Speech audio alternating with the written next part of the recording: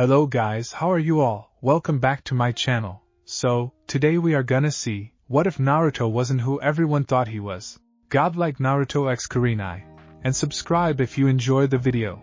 And also check the description. So let's begin the story. The clock kept ticking as Naruto was deep in thought. Today he would meet his sensei. The person who would guide him in the way of the shinobi. Now Naruto knew what a shinobi's life was like, having experienced it firsthand. Not being able to know who to trust, this world was just dark. He had spent 5 years in the academy hiding his strengths. For if the civilian council knew before he was an official shinobi and out of their grasp, who knew what they would try and stick on him? No, he had played the fool, the joker, the idiot of the class. A loud brash-mouthed fool who was dubbed as the dead last his class. But no more. Now that he was a shinobi and under the rule of the Hokage, he could be free of this personality. Of course the Hokage knew of his skills as a shinobi. In fact, it was him who recommended Naruto to play the fool, and to this day he still thanked the man. Thanks to his ingenious idea to hide his skill, Naruto was able to get around much more freely. No one would have guessed he was a problem. The council got updates on his progress in class and they left him alone to his own devices. Deciding he was a minimal risk, what with him being the dead last, and he would act his true self. He wanted to let this side of him run loose for the final time today. He wanted to get a feel of how his sensei would act towards him if he really was allowed. Hot-headed fool wearing an almost illuminating orange jumpsuit. The door to the class opened and the class quietened down, wanting to know if it would be them who gets taken to leave next. First walked a man with brown eyes and short black spiky hair. He had a V-shaped beard with a cigarette in his mouth. He wore a green Konoha flak jacket with black pants and black shinobi sandals.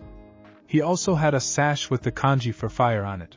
That man was Asuma Sarutobi, son of the third and current Hokage. The second to walk in was a woman, and Naruto's breath hitched when he saw who it was. What's she doing here?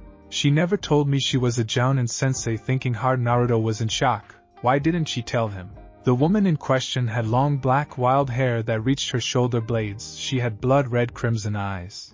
She wore a red mesh armor blouse with only a right sleeve. She had a bandage-like material over her blouse with a thorn-like pattern going through the middle of the bandages. Her hands were wrapped in smaller bandages up to her elbows. She also wore bandages on her upper thigh as a type of shorts. She was Kurenai Yuhi, Konoha's genjutsu mistress, Ice Queen of Konoha and Naruto's wife.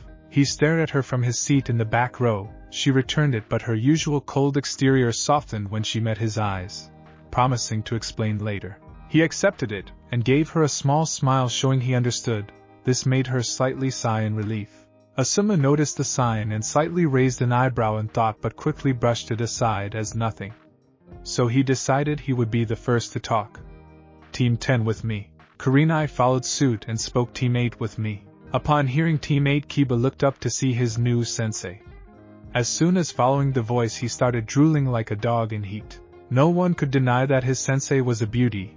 Anyone who did must have been blind even to suggest it. Oh yes, this would be perfect. He would use his charms and natural alpha male status to make his move. Upon seeing Kiba staring at Kurenai, Naruto sighed and suppressed a chuckle. Oh, this would be brilliant. He just hoped Kiba didn't do anything too stupid, as Kurenai was well known for her anti-genjutsu. With Kiba being a rookie with no experience with stronger genjutsu, there was no way he could break out of it. Oh, the horror of that genjutsu! Naruto's spine shivered at the thought of it. He of course was the practice when it was finally completed.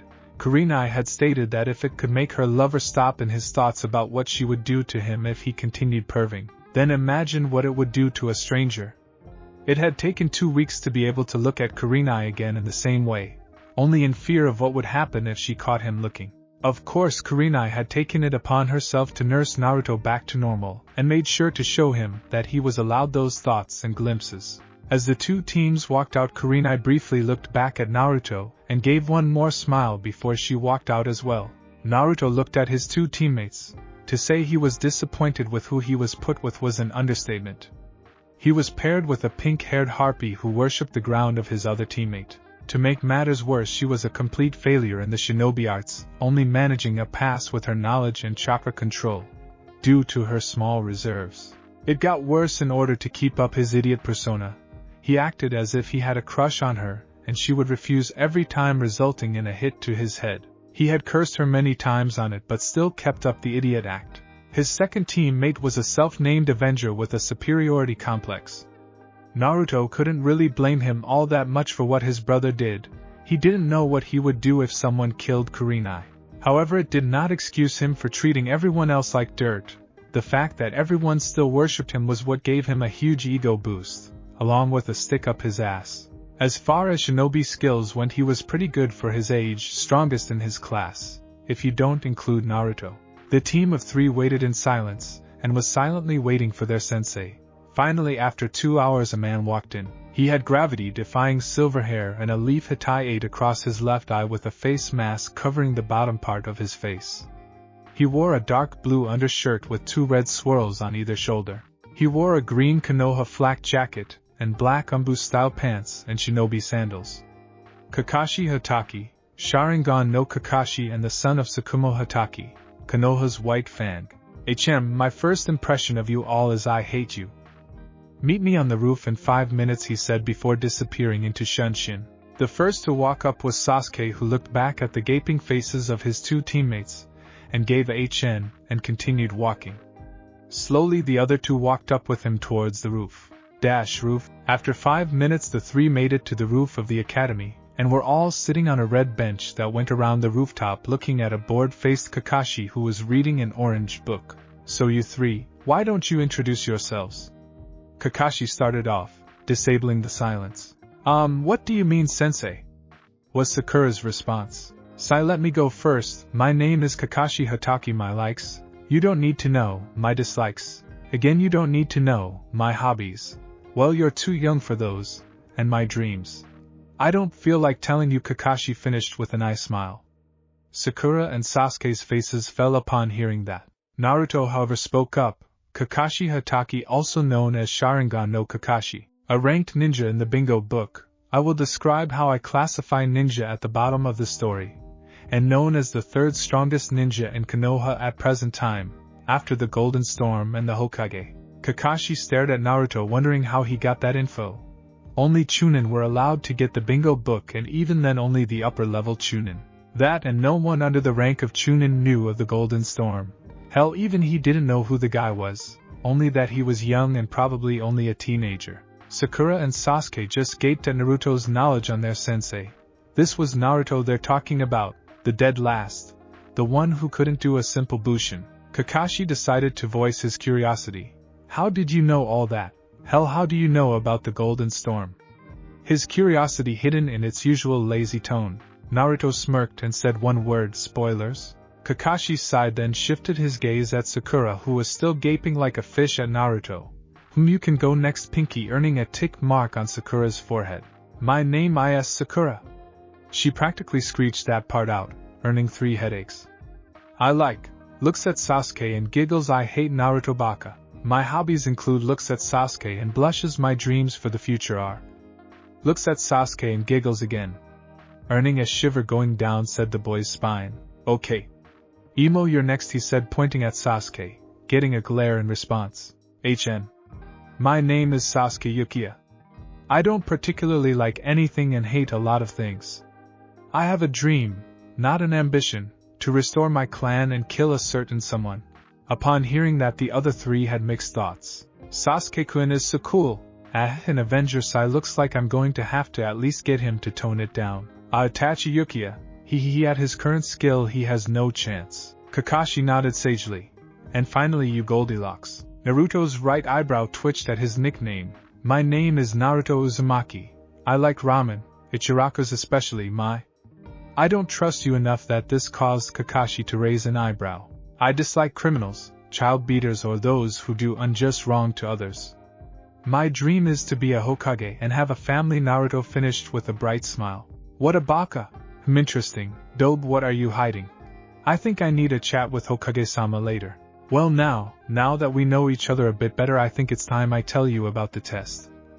Spoke Kakashi before Sakura suddenly spoke up, obviously confused. Test? What test? We already did our test, sensei. At this, Kakashi just smiled. You didn't think that becoming a full jonin was just passing a written exam and some small test, did you? This of course caused Sakura to blush slightly, as she actually did.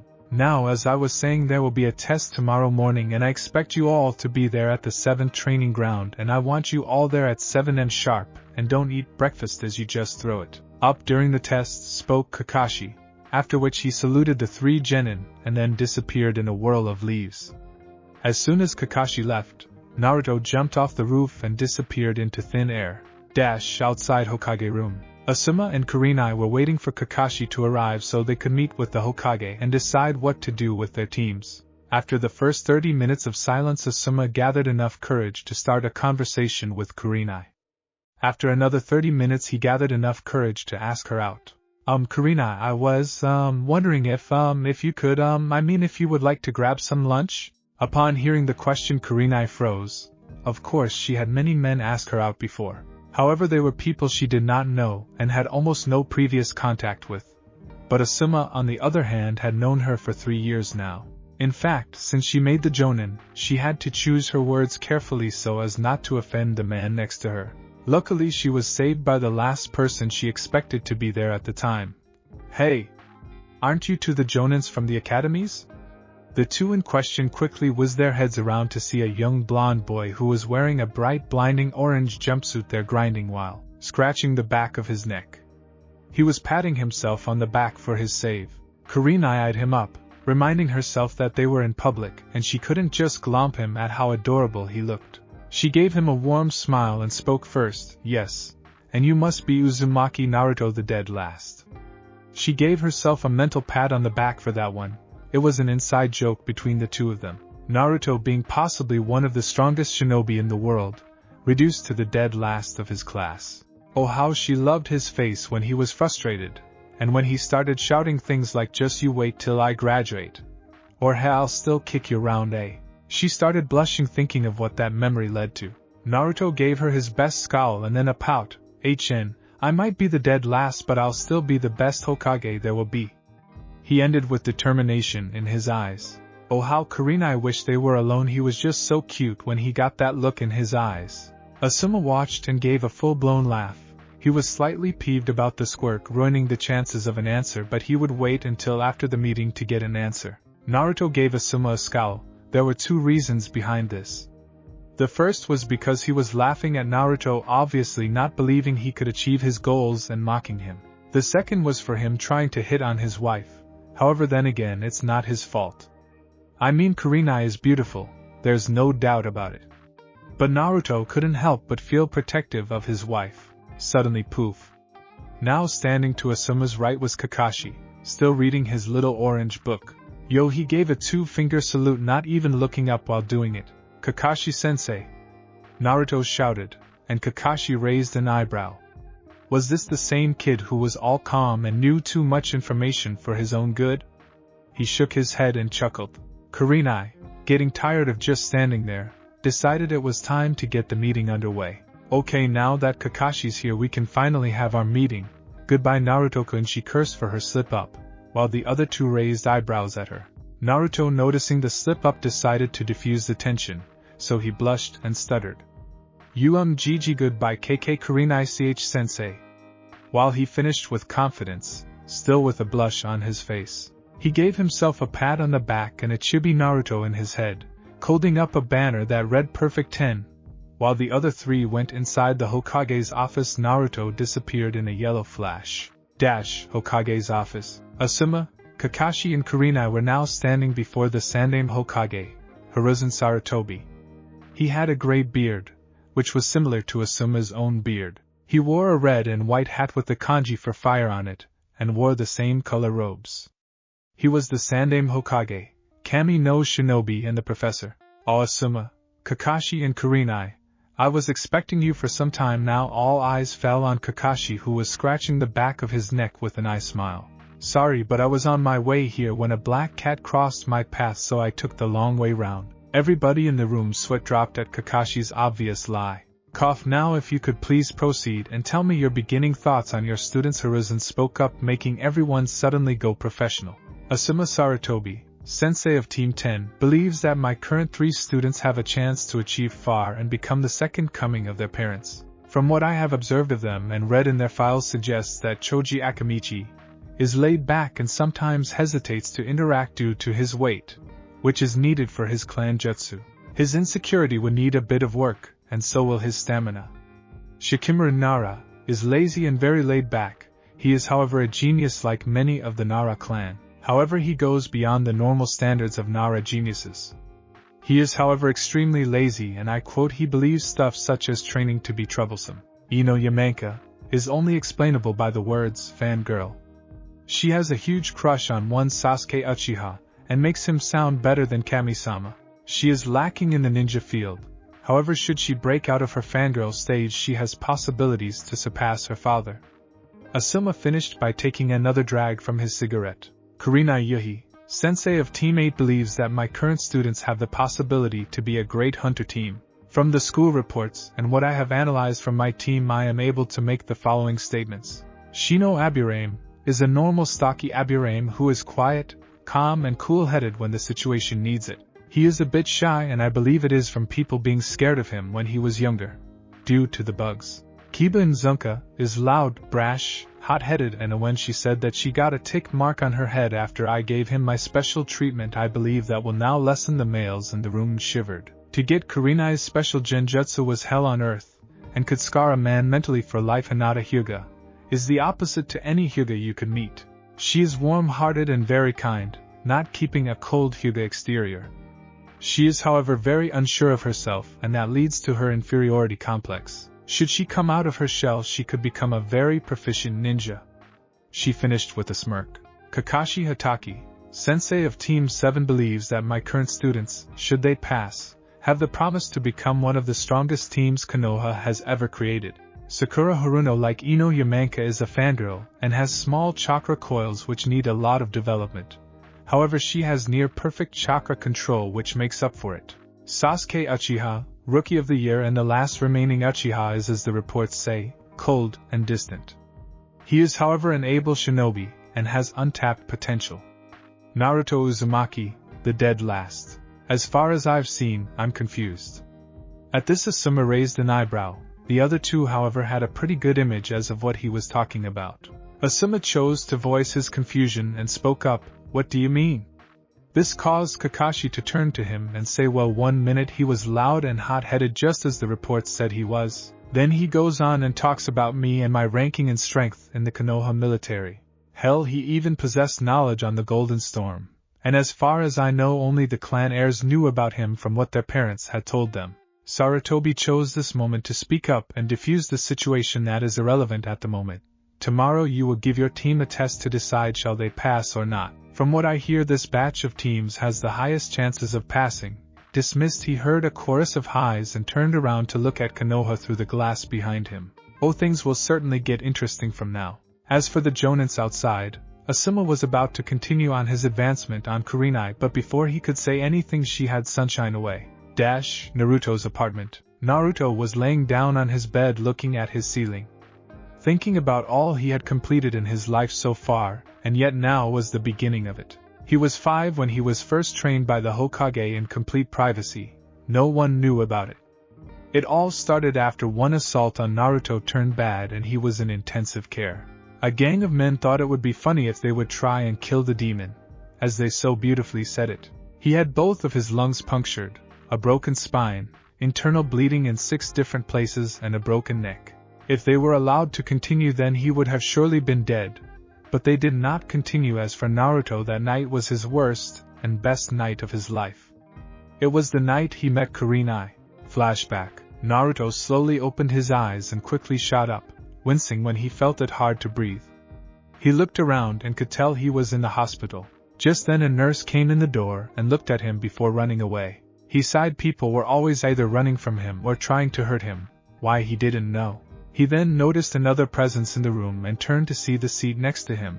And there was a young girl no older than 12 sitting there sleeping peacefully. She had long wild black hair that reached her mid-back. She wore black A&BU style pants with a mesh undershirt and a red jacket to go over it. In his eyes she was beautiful. Too bad when she woke up she would run like all the others. The door to the hospital room was flung open and they walked in Hiruzen Sarutobi, the Sandaime Hokage. "Naruto-kun, how are you feeling?" he asked in a quiet tone. It was a miracle the boy was even alive, let alone up and awake. Naruto gave a small smile and replied, "I'm much better now, thank you, Gigi." The Hokage gave a sigh and said, "You gave us quite a scare, you know. You've been knocked out for almost 2 weeks now." Now Naruto blinked in surprise at 2 weeks. The Sandaime flinched before nodding. Naruto stared down at the covers and started thinking, 2 weeks, I've never been unconscious for that long, Kami. I'm useless. Then it clicked in Naruto's head, The Hokage smiled and nodded before saying yes. You see, if it were not for Kurenai-chan there, then we may have arrived too late. Naruto instantly looked at the girl next to him. She was his savior? That meant that someone cared. She had saved him and by the looks of things kept on coming back to visit him. She was like his guardian angel. Kurenai started to shift in her sleep, slowly blinking before yawning and giving a stretch. Only to be met by a smiling Hokage and a small young boy she had saved 2 weeks ago. Kami the kid was a mess when she found him. She only wondered how he was alive now. She had been coming home from team training when she heard people shouting and went to investigate. What she saw horrified her. She was seeing 4 fully grown men beating and stabbing a young boy.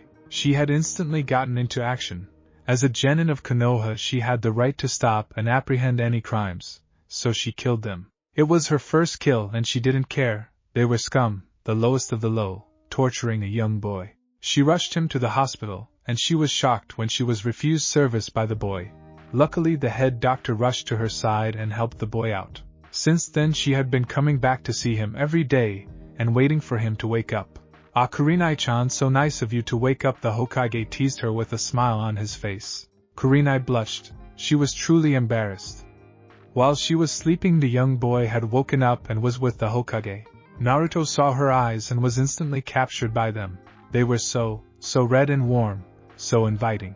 Now Naruto didn't know what he was feeling at the moment, whether it was gratitude for what she had done, or something else. All he knew was that this girl had helped him in his time of need, and he would be forever in her debt.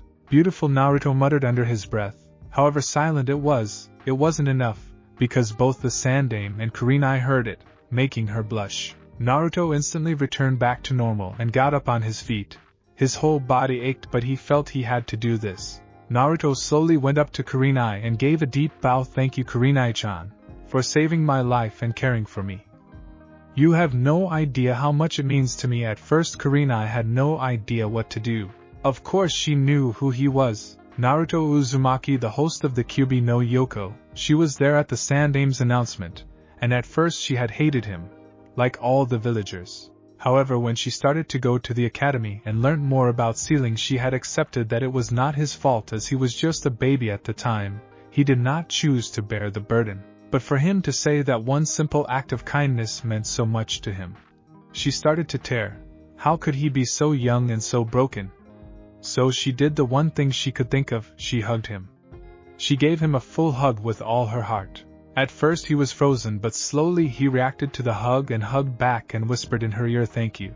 At that moment she decided she wouldn't let him be alone again, not as long as she still had a breath in her body. Flashback end. After that, the Sandaime had explained to him about the Kyubi, and why people hated him so much. He thought it was stupid, and now he had an idea of what they may have felt. For if he ever lost Kurenai, there was nothing that would stop him from getting revenge. After he was released from the hospital, the Hokage had started to train him in private, while leaving a Kagebushin to do his normal paperwork. When he was 7, Naruto was already an A-ranked ninja, and Sarutobi had decided to tell Naruto of his parents. Minato Namikaze and Kushina Uzumaki, his dad and mum.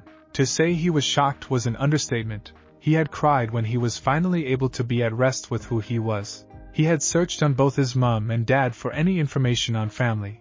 He was torn up when he learned that his mum was the last survivor of the Uzumaki clan. He had a clan, but what really upset him was to find out that his father had no data on parents at all. It was just one big blank. That had made him strive to become stronger to live up to his parents' name, and it worked. By the time Naruto was 10, he was a S-class ninja in all but experience. So to work around it, the Hokage had given him an undercover identity known as Gold. It was at this time when he started taking A and S ranked missions for the village, and at that time he started to learn his father's signature moves and how to control his bloodlines. He held 3 bloodlines. 3 very unique bloodlines. The first was from his father, who had a godly affinity for wind, water and lightning, which led to him possessing the Rantan and Hayatan release. Now his third bloodline was one he never expected to gain, not in 1,000 years. Mokutan had the sacred wood element of the Shodaime Hokage. How he achieved it was beyond him, but he was very thankful for it, as it did come with a lot of bonuses. Upon activating the bloodline a couple of months before his 11th birthday, his whisker marks disappeared. Due to Mokutan being able to subdue Biju, it was also able to stop the features he received from containing the beast. At first he was worried if it would mess with his healing rate, but that was what made it all the much better. Because the seal slowly leaks Kyuubi chakra into Naruto, the Mokutan instantly dilutes it, changing it into Naruto's own chakra. He was worried that if he was ever to go into his Jinchuriki cloak-tailed form, it would seriously backfire upon him. That, however, was shot down by a discovery that is no less than amazing. Instead of going into an orange chakra cloak, Naruto goes into a golden version. Think Kyuubi mode at the waterfall after controlling the 9 tails color, on Naruto 1-tailed mode. He had yet to fully control the Kyuubi, but that would be in the future. Thanks to his bloodlines, Naruto had 7 elemental affinities, including his bloodlines. They were wind, lightning, earth, water, storm, ice and wood. Another help was Naruto's water abilities. Thanks to his Hayatan and Mokutan leading to a strong water affinity, he was able to pull water out of the molecules in the air, like the second Hokage. All of these factors led to Naruto by the time he was 12 being classed as a SS-ranked ninja. However, even through all his prowess, he never let it once get to his head. He even started dating Kurenai after she kept on seeing him and looking after him. Well, not exactly dating, more like boyfriend-girlfriend, as they wanted it to be a secret until Naruto was a legal ninja. After his 10th birthday, Naruto had asked Kurenai to marry him, and she had accepted. They had gone to the Hokage, who had completed it in private, and pronounced them husband and wife. Now the rings they wore were very special. They were white platinum enhanced in strength by chakra. They had 2 sealing arrays on them, one for Naruto's Hiraishin Jutsu, which was red for some reason, and another for Kurenai's Genjutsu, which hid the rings. As long as there was chakra through the ring, the Genjutsu would stay activated. He stopped his train of thoughts as he heard the door to his house close. He was currently living in a house close to the outskirts of the village. The land and house were purchased under the Hokage's name, so no one would question it. It was also hidden and protected by hundreds of seals. Each one had its own part to play. And there she walked into the room, his princess and whole life. He budged over on the bed and motioned her to lay down with him, which she quickly complied to. When she was on the bed, she gave him a passionate kiss on the lips, which he followed suit. They then laid there enjoying the silence, with Naruto having his left arm around Kurenai, and Kurenai resting her head on his chest above his heart, listening to his heartbeat. Naruto broke the silence when he spoke up. When did you decide you wanted to be a sensei? He was curious as to when she decided to accept it. Well, they sort of just sprung it on me, and I accepted. It's not a problem, is it? Kurenai asked slowly, wondering if she upset him. She couldn't handle that. He was her world and she loved with all her heart. She didn't want to be the reason for making him angry. Naruto looked down only to see Kurenai's own red orbs stare back at him. He continued to look into them, mesmerized by her beauty, before speaking. No, it's not a problem. Why would it be? You can certainly take care of yourself if need be, and I think it's great you're passing on your knowledge and expertise. I mean, who doesn't want to learn from you? He finished, playfully eyeing her up and down. Baka! She playfully slapped his chest after sighing in relief. She was by no means a fangirl, nor was he in control. It was just something like this was a huge decision, and usually one discussed with your partner. The two stayed in silence again for a few minutes before Kurenai broke the silence. Just how much are you going to show off your power? I mean, the Hokage said that in 5 months that's when he will reveal who you are, she asked, genuinely curious of what he would do. He sighed while using his right hand to flow through his hair. I was thinking only using my normal affinities during the time, and only going at 1/5 of my speed. But then I was thinking, what if the situation called for it? and we were up against AS rank, or a group of a rank missing ninja. So I thought about it, and decided I'll show them who I am if the situation calls for it, and I'll take charge. However, I highly doubt it. I mean, I'll only be a genin for 5 months or so, he finished with a smirk on his face. I can't wait to see the faces of Sasuke team and that harpy Sakura. God, that will be hilarious. He finished with pumping his fist into the air, causing the bed to shake a bit. Kurenai giggled. Don't forget Kakashi's face, now that will be priceless. Especially when he finds out who you are. They sighed and calmed down. Naruto looked down at her, and raised his chin to look him in the eye before kissing her with all his heart. I love you, my princess, he said to her in a voice full of emotion. She smiled and replied, I love you, my prince. The two got changed into their night clothes before getting into bed. Kurenai came from behind Naruto and hugged him from behind, wrapping her arms around his waist. It made her feel secure to be able to hold him tight. He was her teddy bear that protected her. He responded by taking her hand and kissing it, and turned around to face her. He gently kissed her forehead and they went to sleep. Training ground 7, 9 a.m. Naruto made it to the training ground, finally being able to loosen himself up and dress in the proper manner of a shinobi and not the monstrosity he had worn at the academy. He was currently wearing black ANBU pants with black shinobi sandals. He had his ankles bandaged up over his pants. He wore a yellow t-shirt under a black sleeveless hooded jacket. TSK, dope team. They exchanged their nicknames before smiling at each other. They had a sort of rivalry. Not in strength because Naruto would kill him there, not that Sasuke knew. No, they had an insult rivalry where they would try and insult the other into submission. No one won. Naruto, you're late, bellowed Sakura, before she took in his appearance, and his well-formed arms which were sleek and well-developed. She blushed slightly at the sight but shoved it aside. Naruto just sighed and raised an eyebrow. If it is I who is late, then where is Sensei? Naruto replied coolly. Stop trying to act cool, Baka. She practically screeched. Naruto sighed before staring into the field they were in. It was an open space with trees all around with a lake nearby. Naruto had trained here on his own before. Once it was sealed off and secure, no one would see. Just then Kakashi appeared. Yo, he said while giving a two-fingered salute and an eye smile. You're late, Sensei. Kakashi continued his eye smile and scratched the back of his head. Well, you see, there was an elderly woman who needed my help and I couldn't know he was cut off prematurely by Naruto. Not help her? He said with a smirk. Kakashi just smiled and spoke in a mock pride voice with anime tears flowing from his closed eyes. Finally, someone who understands my genius. Coughing loudly, Kakashi just got back into Sensei mode, or Kakashi's version of it. He took out an alarm clock and placed it on top of one of the stumps behind the jonin. You have until noon to get these 2 bells from me, he spoke while tying 2 bells to his waist. But Sensei, there are only 2 bells there, and there's 3 of us. What does that mean? Sakura pointed out. Kakashi's, if possible. I smile grew. How very perceptive of you, Sakura. Yes, there are 2 bells, and the reason behind this is simple. Only 2 of you will pass, while the other will be sent back to the academy. Now remember to come at me with the attempt to kill, and you'll be fine. Kakashi finished with a serious look. But Sensei, won't you get hurt?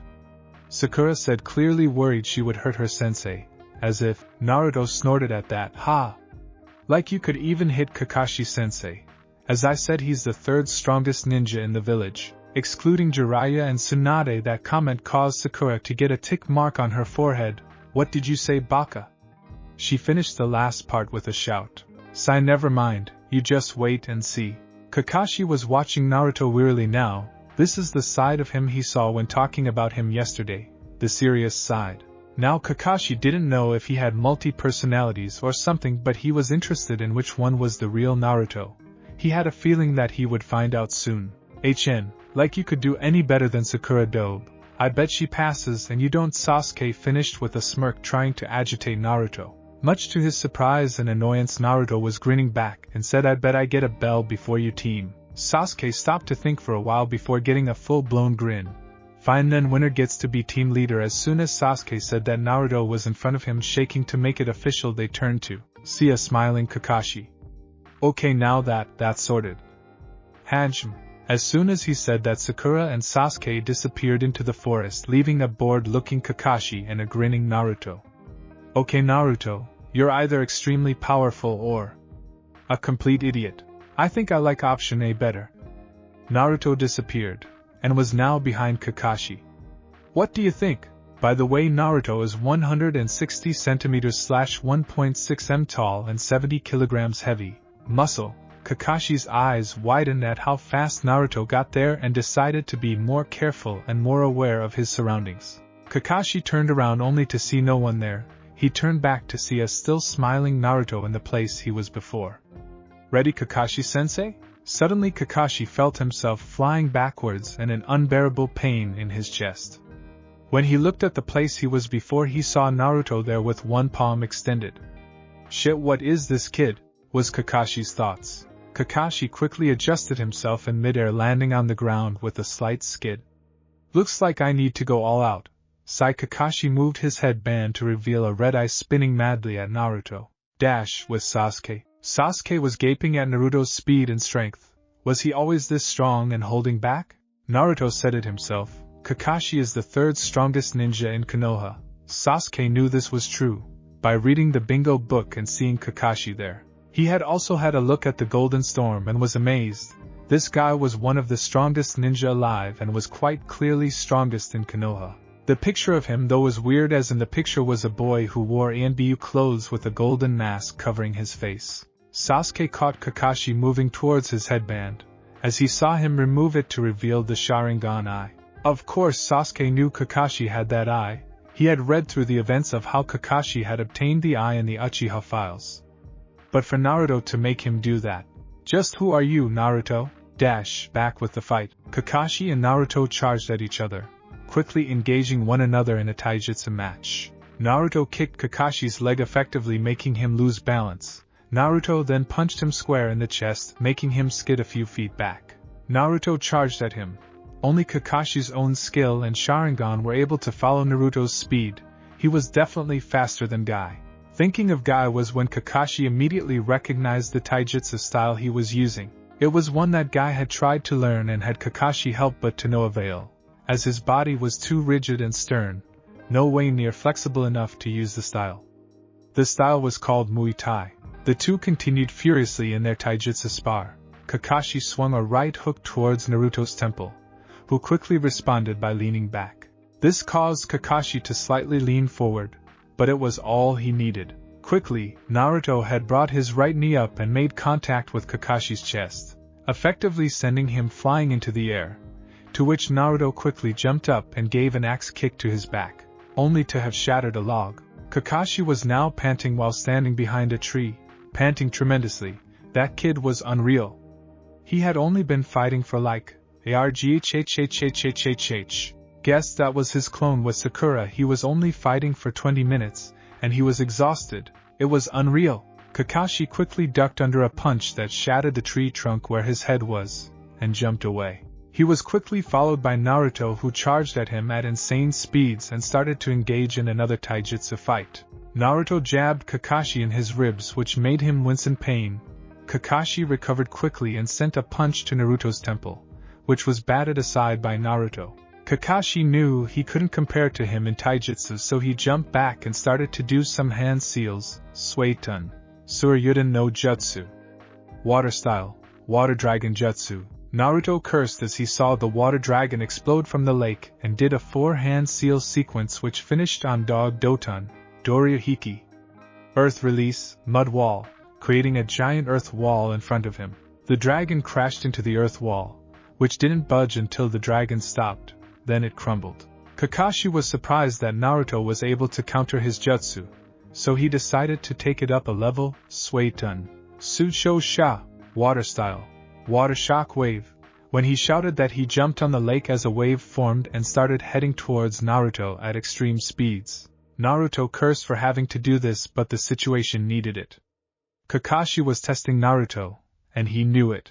Behind him was Sakura and Sasuke, and if he moved or didn't stop them, they could get seriously injured or even killed. He cursed under his breath for having to do this. Hayaton. Freezing fog. He took a deep breath before pressing his index and thumb together, creating a O shape and bringing it up to his mouth, where he breathed out a fast-moving fog which spread across in front of him. As soon as the wave made impact with the fog, it instantly froze how it was. Kakashi, upon seeing that, jumped off of his wave just in time to see a 30-foot frozen wave. Naruto can use Hayaton? I thought that only the clan in Kiri can do that. Is Naruto related to them? Deciding to ask him later, Kakashi escaped from Naruto while he was looking at the wave. With Sasuke. Sasuke was now with wide eyes. Not only was Naruto, the dead last, able to beat Kakashi, one of the strongest ninjas in Konoha and Taijutsu, he was also able to beat him in ninjutsu, and that was Kakashi's strong point. He cursed to himself. He had been an idiot. Just because he was an Uchiha, it didn't mean anything. The same way it didn't mean anything if you were a jonin fighting a genin.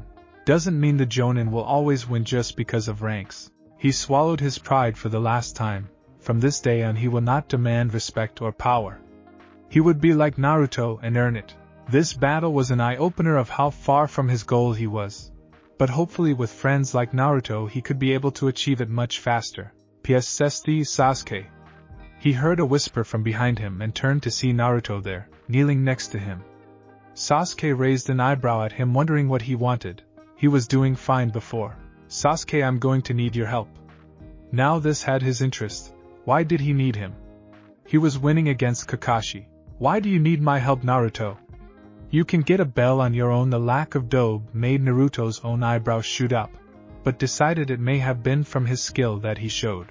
The aim isn't to get a bell, the aim is teamwork.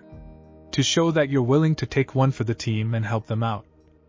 Konoha was built on the foundation of teamwork and is its most important aspect. Kakashi Sensei believes in it the most. You obviously know how he got that eye.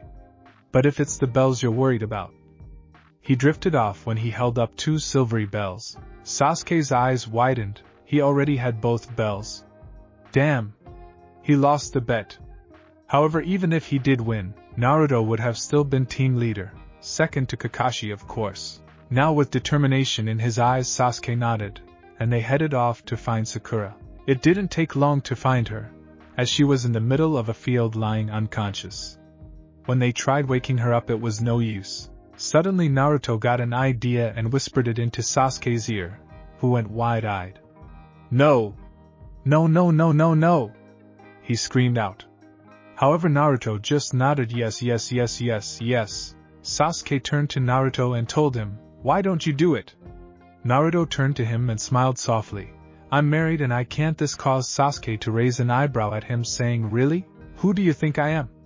Naruto just sighed and clapped his hands together while saying Kai, revealing his ring on his finger. Sasuke just stared at him, trying to calculate who his friend was married to, but before he could ask, he could hear a groan next to him. Naruto quickly recast the genjutsu on his ring. He turned to see Sakura waking up. He just smirked at Naruto. Ha! I don't have to kiss her. He quickly covered his mouth, wondering if she heard him. Luckily it seems she didn't. Sakura opened her eyes to see Naruto and Sasuke staring at her, then her memories came back. Sasuke-kun, are you okay? Did Kakashi-sensei hurt you? Why is the baka here? What are you doing here? She almost started hyperventilating, before taking long deep breaths. Naruto and Sasuke just sweat dropped. Before Naruto started talking, okay Sakura, listen, to pass the test we need to work together. We need a plan and it has to be good. I got it. Sakura just blinked and then got a tick mark before shouting, Baka. Who said you're in charge? I bet Sasuke-kun has a plan and it's better than yours. Sasuke sighed before speaking up, voicing his annoyance. Sakura, shut up. Listen to Naruto, he's the strongest here. I think he's even stronger than Kakashi-sensei. Naruto, what's this plan of yours? Naruto just smiled before nodding to Sasuke as thanks. Sakura just blinked. Naruto was the strongest? No way was that correct. He was the dobe of the year, the dead last. Yet Sasuke just praised him. What happened? At this time she decided she would go along with the plan. Well, since Sasuke said he was so strong, then it had to be right. Naruto quickly whispered the plan into the other two's ears before they all nodded and got into positions. With Kakashi. Kakashi was worried. His new fresh out of the academy, wet behind the ears, Genin was running loops around him. He was the dead last of his class, for God's sake. Yet, he was beating Kakashi in taijutsu and even going so far as to battle him in ninjutsu, Kakashi's forte. It was unbelievable. Just who was this kid? He had been Naruto's guard when he was a newborn up until his 5th birthday. He knew it wasn't the kid's fault that he contained the demon within, yet at first he couldn't help but to hate him. However, that changed after the first week of looking after him. He was just a little kid, a baby who was born at the wrong time. Apparently no one knew who his parents were, or they wouldn't tell him. He sighed. The kid had a hard life. He was brought out of his thoughts by the sound of whistling, instincts kicking, and Kakashi jumped back just as Kurenai created a square around him. Before he could even think of anything, he saw Sasuke jump out of the bush while finishing his hand seals katan, Gakkaku no Jutsu, fire style, Grand Fireball Jutsu. Before Kakashi could kawarimi away, the kunai exploded in a burst of smoke and 4 Narutos now jumped at him. He was now bound and had no way to go with a giant fireball coming his way. He then realized something was off, and he opened his Sharingan eye. He closed his eyelid to conserve chakra. Realization hit him, and he said Kai, and opened his eye to see his 3 genin smiling at him. He quickly went to his waist and smiled when he felt his 2 bells were still there. It would be so fun to see if they would understand the true meaning of the test. Well, it seems that you have failed. That's a disappointment, as I hoped. That Kakashi was cut short as he saw Naruto holding up 2 bells in his hands. Kakashi was standing there, mouth agape, only hidden by his face mask. He quickly reached down to grab his bells only to feel smoke where they were. His eyes smiled and chuckled. Well then, Naruto, who shall pass with you? At this, Naruto smirked and responded by crushing the bells in his hand. Kakashi instantly got the message and smiled under his mask. While Naruto spoke, both of them helped me to defeat you, and both were part of the plan. Kakashi's eyes smiled and said, well then, I guess there's no 2 ways about it then. You all pass. Congratulations. Meet me here tomorrow at 7 a.m. Ja-ne. And with that he disappeared in a burst of smoke. Sasuke turned to Naruto, obviously confused about something. Naruto, I still don't get one thing though. You already had the bells when you came to me. Why did you need us? This made Sakura's eyes widen. She had only seen Naruto use his shadow clone and henge, and that was all. But the way Sasuke had said it, it sounded like Naruto had beaten Kakashi. Naruto sighed. Think of it like this. The mission was to get the bells, but the objective was teamwork. Realization hit Sasuke's face as he smirked. He was about to say something, but Naruto cut him off. I'm sorry, Sasuke, another time. But if you could explain to Sakura about the 30-foot frozen way behind you, it will be much appreciated. Thanks, I owe you one. Naruto shouted the last bit out while running off. Sasuke just shook his head and turned to Sakura, who was stunned. Well, you see. Hokage's office. Standing in front of the Hokage were 8 of the 9 jonin senses for the current batch of newly graduates. They were waiting for one more to arrive. Poof, and there he was, Kakashi. Now they could get the meeting underway. Ah, Kakashi, so nice of you to join us, spoke the Hokage in a calm voice. Kakashi, for his part, just chuckled and scratched the back of his head before getting serious. Teams report. Beloved the Sandaime. Team 1 fails. Team 2 fails. Team 3 fails. Team 4 fails. Team 5 fails. Team 6 fails. Team 7 passes. Everyone looked at him in surprise. Kakashi just sweat dropped. Team 8 passes. Team 10 passes. The Hokage nodded, already expecting this, and waved the other jonin to leave, leaving only Kakashi, Asuma, and Kurenai standing in front of him. He motioned them to start and let them speak. Kurenai was the first to speak. I, Kurenai Yuhi, past teammate consisting of Hyuga Hinata, Kiba Izunka, and Aburame Shino as genin of Konohagakure no Sato. They showed great potential in their teamwork, which complemented each other's own. Hyuga Hinata is the eyes of the team, and she shows great potential to flourish as a ninja. Her taijutsu is a standard low chunin thanks to her family style. However, she does not use it properly as she lacks confidence. As for other abilities, I did not see. Inuzuka Kiba is the nose of the group. He and his partner Akamaru have great teamwork, which he was able to use in conjunction with his teammates. He has great use of Taininjutsu, and I would give his taijutsu a low chunin, as well as it was the only form he used against me. Finally, Aburame Shino is the brains of the group, as it was him who devised the plan to take me out. He did not personally engage me in a fight, so I am unaware of his current level. Overall, I would rate them all to be about standard genin at this time. full details are in the report. She finished with a small bow of the head, and the Hokage nodded in his acceptance. Asuma was next to talk. Asuma Sarutobi. Past Team 10 consisting of Nara Shikimaru, Akamichi Choji and Yamanaka Ino as genin of Konohagakure no Sato. They have shown great teamwork and already used basic Ino Shikacho strategies. Nara Shikamura was the brains, effectively creating a plan to capture me. He does however have low chakra reserves which need to be worked on. Akamichi Choji is the muscle of the group as he presents the most brute strength. He does have decent sized chakra coils, however he also has low stamina due to the need for weight for clan jutsus. Yamanaka Ino, to tell the truth, surprised me. I first expected her to be useless on the battlefield.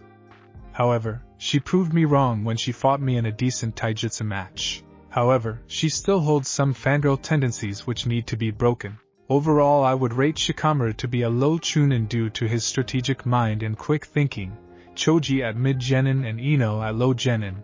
Full details on mission report. He finished with a bow of the head as well. He was glad things had gotten better with his dad. After he returned from the 12 Guardians, he and his dad were in strained relations. But after a while it all cooled down, and he is able to see eye to eye with his father. Finally it was Kakashi's turn. Kakashi Hatake. Past Team 7 consisting of Uchiha Sasuke, Haruno Sakura and Uzumaki Naruto as genin of Konohagakure no Sato. Naruto was able to see the true meaning of the bell test, and after engaging me in a taijutsu and ninjutsu match, and defeating me, Kakashi was cut short when Asuma snorted and spoke HN. So you mean to tell me that the dead last of the academy beat you, Kakashi, in a ninjutsu match? He started chuckling, oblivious to Kurenai glaring at him from behind. Kakashi continued, even though in a small match where I fired 2 powerful jutsu at him, and he countered them, he still beat me even using Hayatan, which I was unaware he could use. He sent a look at the Hokage, who kept a straight face. After making me retreat, he was able to convince Sasuke and Sakura to work with him, where they were able to obtain 2 bells, where Naruto proceeded to crush them and said they all pass. He took a deep breath before continuing. I did not get a clear view of their skill except Naruto, but I can only make a guess on how much he was showing. I would rate Naruto at high jonin. No doubt about that. He is possibly stronger than me. Sasuke I would rate low chunin and Sakura would be low genin. The rest of the events are in the report. He finished with a respectful bow of the head as well. The Hokage nodded, now a smirk on his face. He had already anticipated that this would have happened. Oh, how he couldn't wait to see their faces when they found out. Of course Kurenai knew already, which led him on to his next thought. He could see his son looking at Kurenai. He had been in love with Kurenai since they first met. Unfortunately at that time Kurenai had already been taken and was married with Naruto. He felt a pang of sadness for his son, but he knew it wasn't meant to be. He turned to Kurenai before speaking. Kurenai, I have spoken to Naruto in the morning and he said he believes it is okay, and you may go ahead with it. At hearing this, Kurenai's face lit up. Finally she could call herself Kurenai Uzumaki Namikaze. Although not Namikaze yet, but soon though. She nodded, while the Hokage smiled. Kurenai Yuhi, by the powers given to me as the Sandaime Hokage of Konohagakure no Sato, I hereby change your name to that of your partners, to Kurenai Uzumaki. Congratulations. He spoke with a smile, while the other 2 males in the room just froze. Kurenai Yuhi, by the powers given to me as the Sandaime Hokage of Konohagakure no Sato, I hereby change your name to that of your partners, to Kurenai Uzumaki. Congratulations. He spoke with a smile, while the other 2 males in the room just froze. Kurenai was smiling while holding her chest and looking outside the window. She was now officially married to Naruto. Sure, they had already been married. The Hokage was the one to marry them together, but they weren't officially married in the eyes of the law. Naruto, however strong he was at the time, was still 10 years old. Also at that time the Hokage wanted to keep Naruto's prowess and strength a secret, wanting him only to take the occasional mission now and then, mainly consisting of A and S ranks. She had wanted to finally let the world know who she was together with, and she didn't care what they thought. Kakashi was now looking at Kurenai, eyes wide and mouth agape. He didn't know what to say. He was stunned. After all his years of being a shinobi and an ANBU, he would have thought that he would be able to hide any shock. But this was one thing he would never have been prepared for. He looked at the slightly distant look in Kurenai's eyes, It was obvious that she was happy. He wondered if she was the reason Naruto was so strong. Kurenai, at the moment, was the strongest kunoichi in the village, excluding Tsunade who wasn't in the village at the moment. So it would be understandable if it was her who trained him to such a level. Slam! The third Hokage winced at the sound of the door slamming.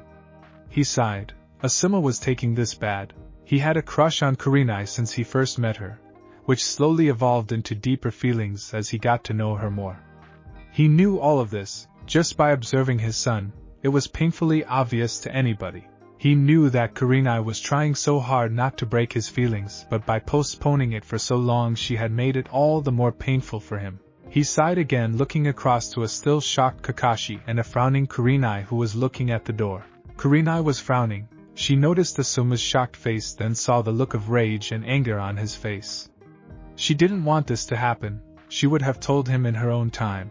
But the Hokage had other ideas. She felt as if this was a sort of punishment for not telling him she was not interested earlier. He had taken her out a few times in the past. She had gotten the okay from Naruto to keep up appearances. Asuma had taken her out to some of the more upper end of Konoha and the more finer restaurants. She had hoped that he would have saw them as more friendly night outs, like a meal after missions and the cinema after a day of training with the rest of the jonin. But it seemed she was wrong. She sighed while looking at the floor, hoping Asuma wouldn't do anything stupid. With Asuma. Asuma was angry, no scrap that he was pissed. The girl of his dreams, the one he'd been in love with for well over 2 years now, was married. She was married, and by the way his father had said she'd been married for quite some time now. He wondered how long she had been married. He was seething in anger. He had taken her out on some dates in the past. He wondered if that was before or after she was married. He needed to prove to her he was the one for her, the man of her dreams. That brought him onto his next train of thoughts, Uzumaki Naruto. He was the one.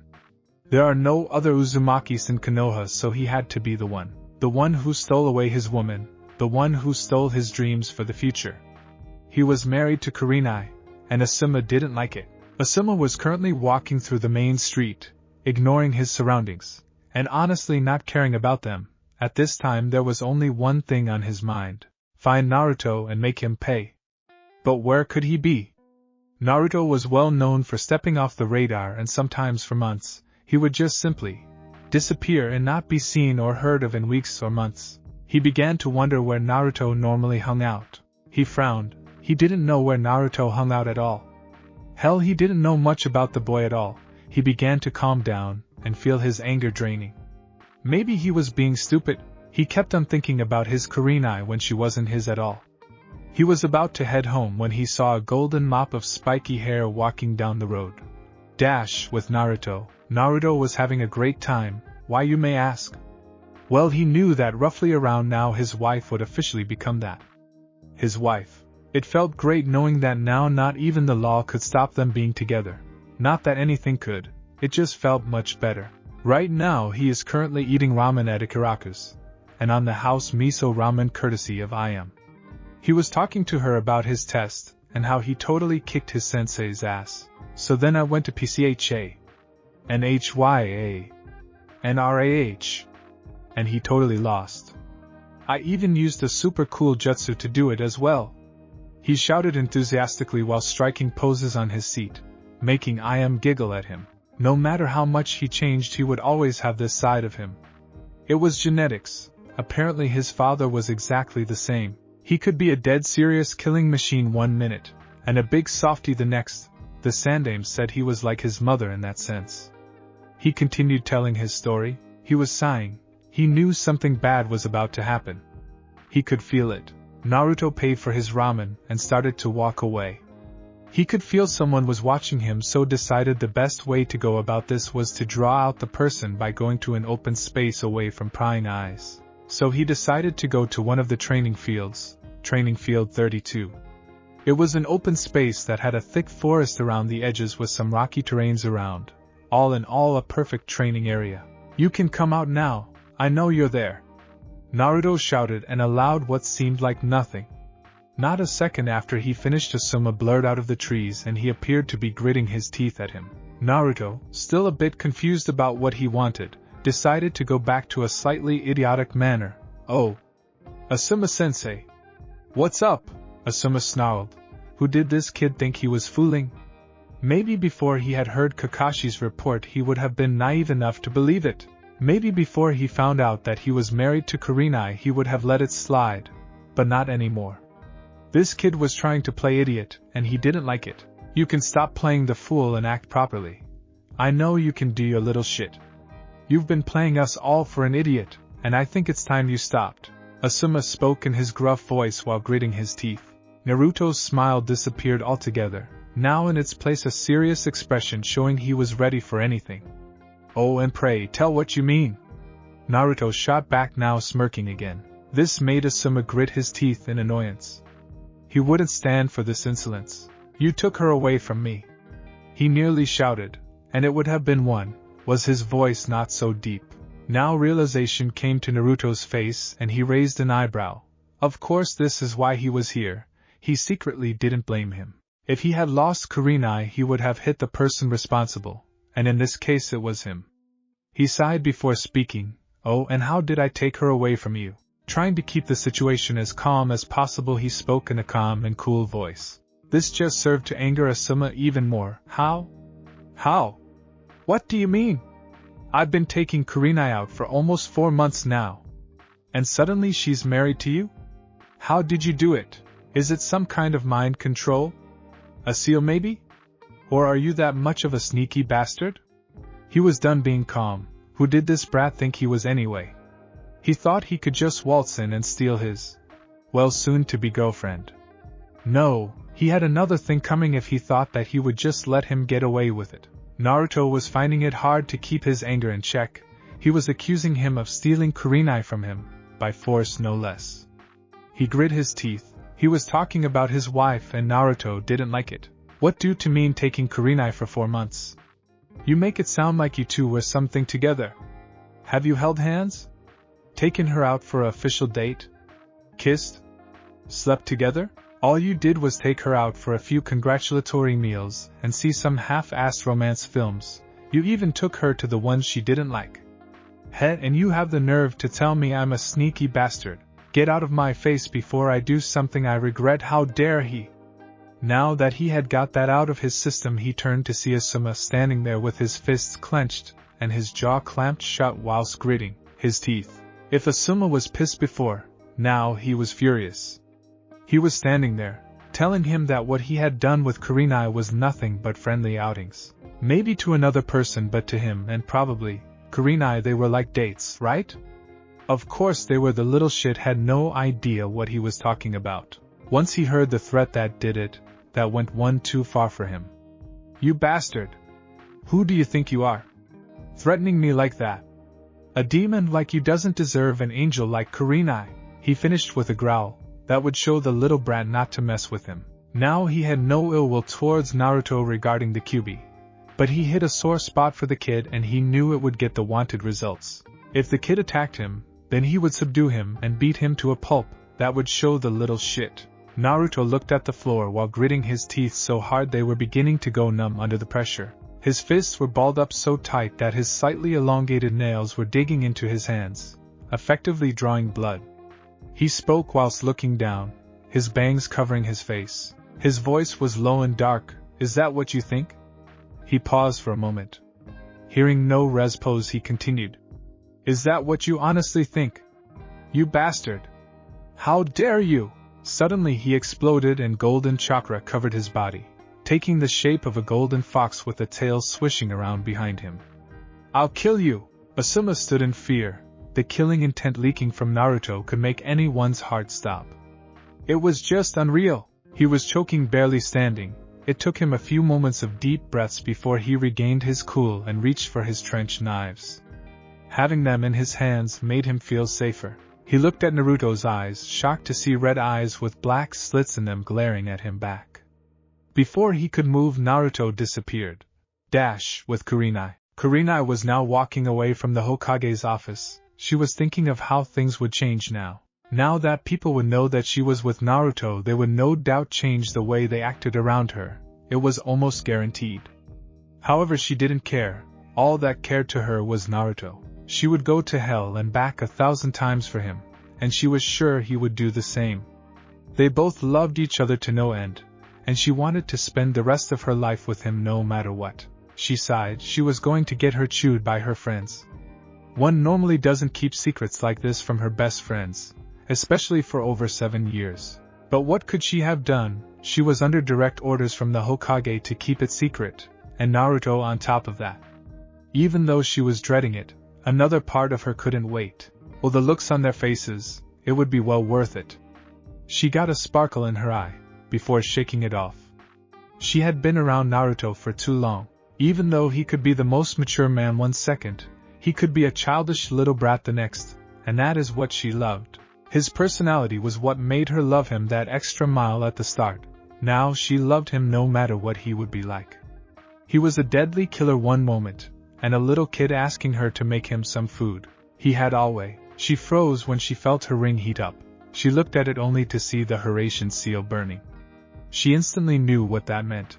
Naruto was using Kyuubi chakra, uncontrollably, and if she didn't stop him soon the whole village would feel his killing intent. She activated the seal, disappearing in a golden flash. Dash, back with Naruto. I am going to kill you! Naruto roared with all his might, suddenly disappearing and leaping in front of Asuma, with a fist at back. Asuma could only blink as his face was smashed by a burning, golden hand. He was knocked 100 meters back, but before he could stop he was hit from behind on his back, effectively knocking him back to where he started. He collapsed on the ground. Slowly he got up on one knee and saw Naruto, with an outstretched arm holding a golden ball of chakra in his hand. The sight was amazing. It was like the Yandame's Rasengan, only supercharged. Before anything could happen there was a golden flash. Kurenai appeared in front of Naruto and slammed a seal on his forehead, knocking him out and deactivating his jutsu.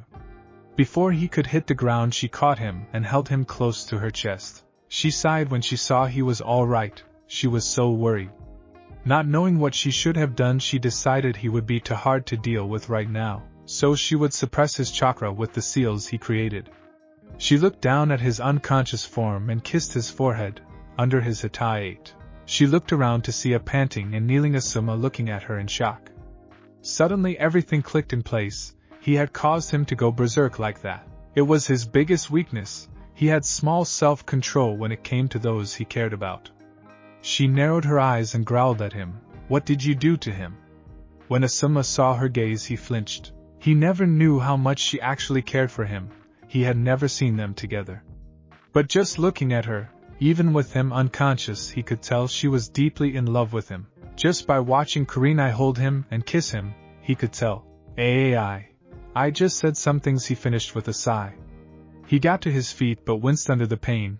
Damn, that kid hit hard. Before he could do anything else he flew backwards, feeling his jaw dislocated. He looked up to see Kurenai with her arm outstretched where his jaw was. Damn, now he had no chance whatsoever. Maybe he should have just accepted it. She was with another man, boy, and she was quite clearly happy. Who was he to break that apart? He looked down and spoke Yumsoi. He found it hard to speak as his jaw was barely connected to his skull. She looked at him before sighing as well. You better be. But not to me. To Naruto he looked down at that. He had said some pretty hurtful things, especially the demon part. That must have hurt the kid, to know that you carried something like that till your grave. He couldn't imagine it. Just be happy I made it in time. If I was just a few seconds late. She let it hang. He knew what she meant. He would have been dead. No question about that. It wasn't because he was weak. Oh no, far from it. It was the first hit. It was unexpected. Completely. It was all an opponent needed, that first opening, and it was over. Kurenai sighed and looked at Naruto, who was still unconscious. She walked up to him and picked him up.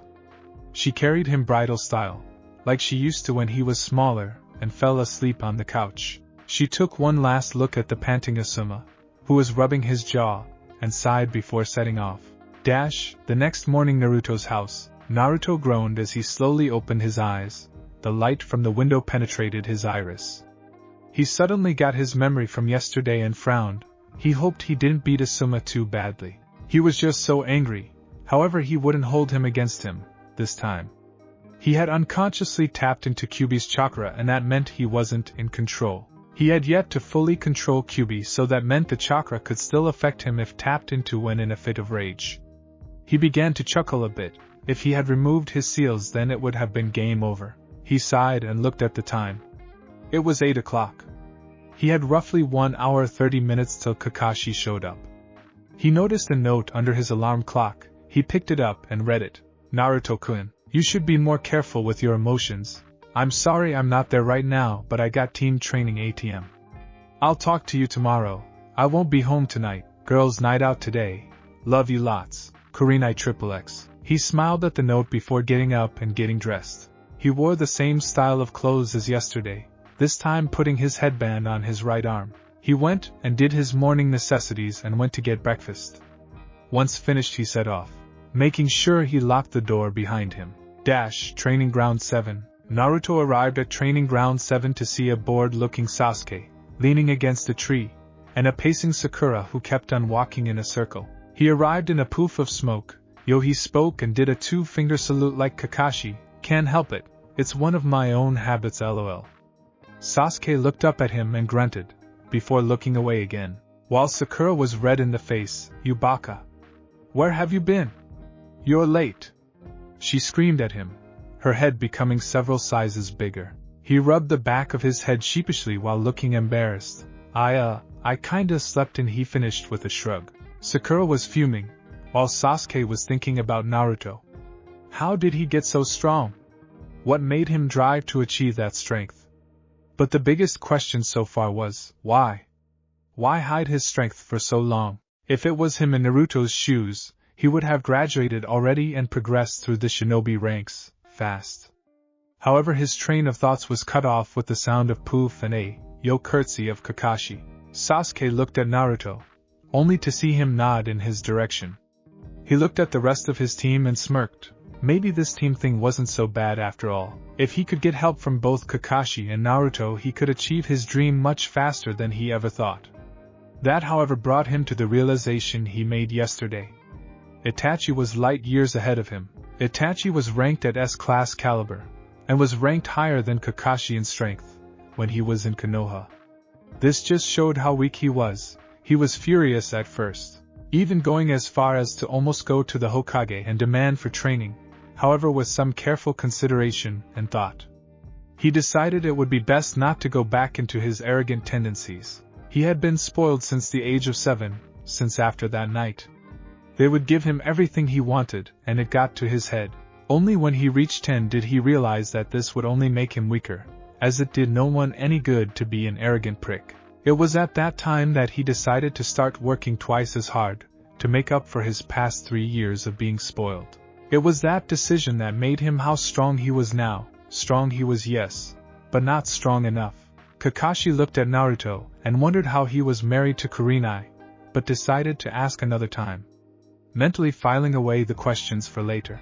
Kakashi already decided it would be best for his team to do some training for today, and to get used to one another in the team. He was pretty sure that Sasuke would be able to do any normal C-rank mission thrown his way, and he was certain Naruto could even solo some A-ranks, even do S-ranked missions with the right circumstances and team. But that wasn't the problem. No, the problem was Sakura. She was the weakest of the team by 1.5 miles. Like the saying goes, your chain is only as strong as the weakest link, so to make the team solid they would have to train.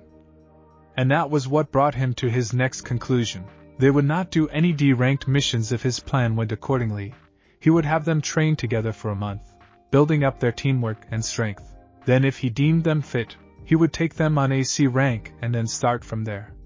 If they really showed flair and potential, he would enter them into the Chunin exams in 6 months' time.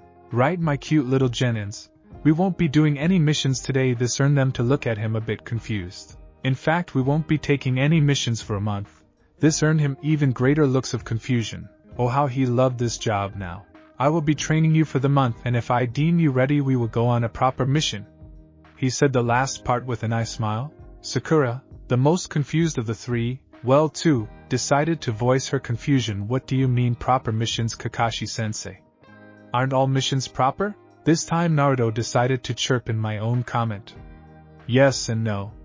You see, missions are ranked by difficulty, They range from S to D and are like this when deciding who takes what mission. D ranks, which is technically a mission but not seen as one by many, is more of a chore around the village. They're used to build up teamwork within a team, and are generally handed out to us rookie genins. C ranks, which are more of bandit hunts and escort type missions, are handed to more seasoned genins and chunins depending of the difficulty. B ranks, which can range to just about anything from assassinations to higher level escort missions, are generally left for higher level chunins and low jonin.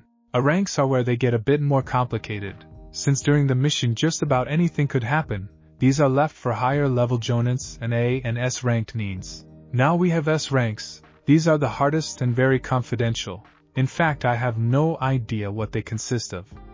These are left for teams of A ranked nins or S ranked. Well, that is from what I've heard. He spoke the last part sheepishly. Sakura and Sasuke blinked, before both filing away the information that they were given. It would prove useful when considering missions in the future. Sasuke then looked at Naruto. How do you know so much about missions? Naruto started rubbing the back of his head while chuckling nervously.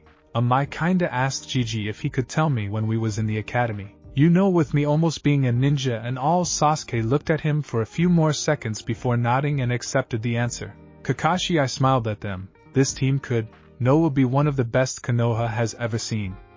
Right, my little geniuses. Let's start with a warm-up. I want you all to do 100 laps around the training field. Now what's so bad about that, you may think? A ninja should be able to run around a few miles, right? Well, considering the training field was 5 miles around, they would effectively be doing 500 miles. They would be, however, Kakashi wanted to see how much stamina they had. He was sure that Naruto had well over enough to complete the laps, and was sure Sasuke could at least do 30 laps. But it was Sakura he was most interested in seeing. He wanted to get a feel for her reserves and what he would have to work with. Now, before you all start singing, you don't have to do all 100, just until you run out of chakra. This way I can see your chakra reserves and what level they are. All three nodded their head in understanding, and set off. 7 hours later. It was 7 hours since he set them off on their little run around the training ground. Sakura had managed 5 laps around, which all in all was pathetic considering that she was supposed to be a ninja and run for days on end. Sasuke had done a lot better, managing 43 laps around before he collapsed. And by no surprise, Naruto had completed the whole 100 laps, with only slightly breaking a sweat and panting lightly. That was 3 hours ago. Since then he had them start on chakra control. He had them do tree walking. Well, he would have, if Naruto and Sasuke didn't know it already. So instead Sakura had to do tree walking while Kakashi taught them water walking, and surprise, Naruto knew it already. However, Sasuke did not, and he enjoyed the pissed look on his face by being one-upped. So while the other two did their tasks, he and Naruto started sparring. He made sure not to tell him to come with the intent to kill this time. Last time he almost did. So that brings us up to the present with Sakura now almost unconscious from chakra exhaustion and bruises around her body, and a soaking wet, exhausted Sasuke, while Naruto was laying on the ground, panting from exhaustion. With a very tired Kakashi next to him, they decided that they should call it a wrap for today, and should meet at the same time tomorrow. To which Kakashi explained that he would be on time and take their training more seriously. Gradually they all went their separate ways, except Naruto, who was still laying on the floor with his eyes closed. When he opened them, they were red with a black slit in the middle. He just laid there for 10 minutes feeling the chakra and energy return to his body. Basically he uses a bit of the Kyuubi's chakra to replenish his chakra pools, but only a tiny bit, so it took longer than if he was to burst them out. With a sigh he got up and started to get a sense around, until he felt the chakra signature that he was looking for, and headed that way. With Kurenai. Kurenai and her team were doing some light afternoon training. They had done their first E-rank mission today but only one, so to get used to working together by slowly integrating together. Kurenai for her part was frowning. She was first of all worried about her meeting with her friends, and secondly she was upset she couldn't see Naruto till tomorrow. Or so she thought. Hey there beautiful, she heard a whisper behind her. She immediately realized who it was and spun around and crashed her lips on his. Naruto was a little surprised by the action but returned the act. Kiba for his part had just finished his 5 laps around the training field, and was about to go and ask his sensei what he should do next. He was expecting to see his sensei there looking at the rest of his team. What he didn't expect was Hinata to be sparring Shino, while his sensei was making out with some guy. He could only see the person's arms, since Kurenai was blocking his view. He creeped over to see who it was, consequences be damned. He wanted to know who the lucky bastard who managed to woo his sensei was. You know what they say, curiosity killed the cat. Well, he wanted that cat dead anyway. He froze when he reached them. He saw golden yellow and whiskers before he realized who it was. Naruto. How the hell was this happening? The dobe had become one of the most beautiful and chaste women in Konoha. They immediately broke apart after they heard Kiba call Naruto. Kurenai for her part was blushing a very deep shade of red, whilst inwardly cursing that he caught them. Naruto on the other hand was scratching the back of his head and grinning. Oh hey Kiba, didn't see you there. Kiba was furious. How? How had he done it? He should have been the one to get such a beautiful woman. He was the alpha after all. Not some dead last loser. Naruto, what are you doing? This time he shouted out loud to make sure the other two heard him. Upon hearing Kiba's shout, Shino and Hinata stopped their spar and rushed over to where Kiba was. Only to find a red Kurenai and a sheepish Naruto. Hinata couldn't tell what was going on. Why was her crush with their sensei? Did he come to see them? Or was there something else? Dread washed over her. What if Naruto was with Kurenai? Kurenai had been her guardian for 2 years now, helping her train and look after her. She knew of Hinata's feelings regarding Naruto. It was one of the reasons she was on Kurenai's team. After knowing the woman for so long, they worked perfectly together.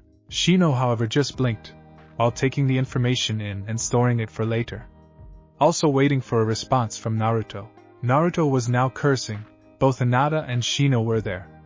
Kurenai was meant to have a talk with Hinata, explaining to her what was going on. He knew she had a crush on him. Any half-decent normal person would. Kurenai, being her guardian, verified that. He was sure that he would have at least tried to return those feelings, if he was not already married / in love with someone else. This complicated things a lot. He spared a glance at Kurenai, who sighed and nodded. He gave her a sympathetic look. It would be her who had to clean this mess up. He looked back at the other three. One red angry Kiba, one cool and calm Shino, and a pink-faced Hinata, whose fears were about to be verified. Sorry Kiba, I didn't realize you were there. Well, as for what I was doing.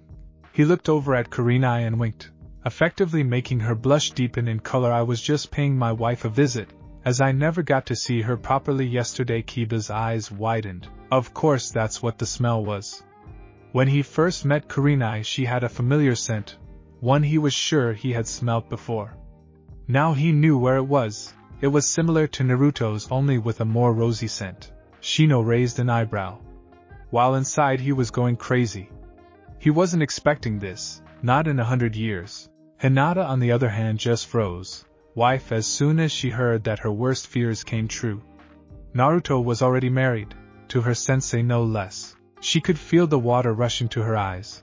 Her body began to shake. Not being able to suppress it any longer, she let out an audible sob. Tears flowing from her eyes, she jumped away. Kurenai sighed and nodded to Naruto. She would have to talk to her. It was never meant to happen like this. She would have spoken to her at a separate time, by herself. She was cursing Kiba and Naruto. Kiba for his big mouth, and Naruto for being there in the first place. But most of all, she was cursing herself. She was the one who started the kiss. She was the one who didn't tell her today when she was supposed to. It was already going to be a long day, having to explain herself to her own friends, without having to explain to Hinata as well. This was going to be one hell of a talk. She found Hinata back against a tree with her knees to her chest, while her head was buried in them, clutching them for dear life. She sighed. She didn't want to do this. Hinata was her student, yes, but she was more like a little sister. They had shared laughs, good times and bad times. Kurenai had given Hinata her necessary confidence boosts. Approaching slowly, she knelt down next to her, slowly putting a hand on her shoulder, to make her presence known. Hinata flinched from the contact made. She slowly looked up to see her sensei there looking at her with soft eyes. There was an awkward silence, before Hinata decided to break it. How long?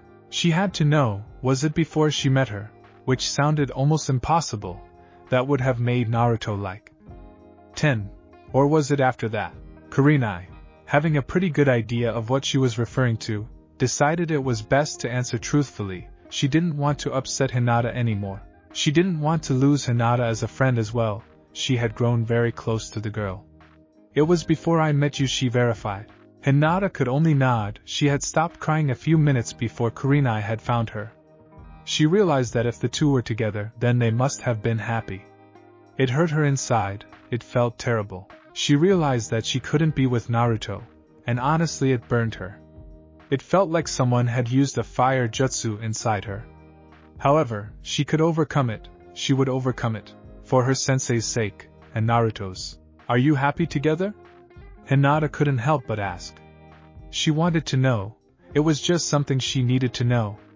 Kurenai only nodded. After a few more moments of silence, Kurenai brought Hinata into a hug which she gladly accepted. They stayed like that for a few minutes before Kurenai broke it. She looked at Hinata and smiled. Friends? Hinata stayed silent for a minute, before smiling and nodding. Friends, she confirmed. Meanwhile with Naruto, it was a minute since Kurenai left, and the whole time he was being eyed up by Kiba. It was an awkward silence. Finally Kiba broke it by snorting. Naruto raised an eyebrow. How did you get Kurenai-sensei? Naruto chuckled. Lucky, I guess. Kiba grit his teeth. It was seriously pissing him off. This baka in front of him was married to his sensei, who was a total babe, and he wanted to know how. That's not what I meant. How did you, the dobe, the loser, get someone like Kurenai? Naruto started to get pissed off. He knew there were a lot more questions like this to come, and he didn't like it. He could tell that everyone would be asking the question when they found out, and it was going to drive him crazy. That is none of your business, so I suggest you drop it. Dog breath. Seriously, why couldn't they leave it at what it was? He was married to Kurenai, period. Why everyone had to be so damn nosy was beyond him. Kiba started to growl. He was ready to lunge and rip the bastard to pieces. Honestly, who did this idiot think he was? Married to Kurenai, or not? He was still the dope. Before he could make his move, a voice stopped him. Kiba, I wouldn't do that if I were you. He turned around and paled. It was Kurenai, and she looked pissed. He could take Naruto any day, but his sensei. He shuddered remembering the genjutsu she put him in. It was only because she didn't want to permanently harm him that she used it for only 3 seconds. But it was enough. He looked at Naruto for a last time and growled before walking away to stand next to Shino, with Akamaru following slowly behind. Naruto looked at Kurenai. He was glad she was there. He didn't know if he could have restrained himself from leaving any permanent damage. He walked over to Kurenai and gave her a hug.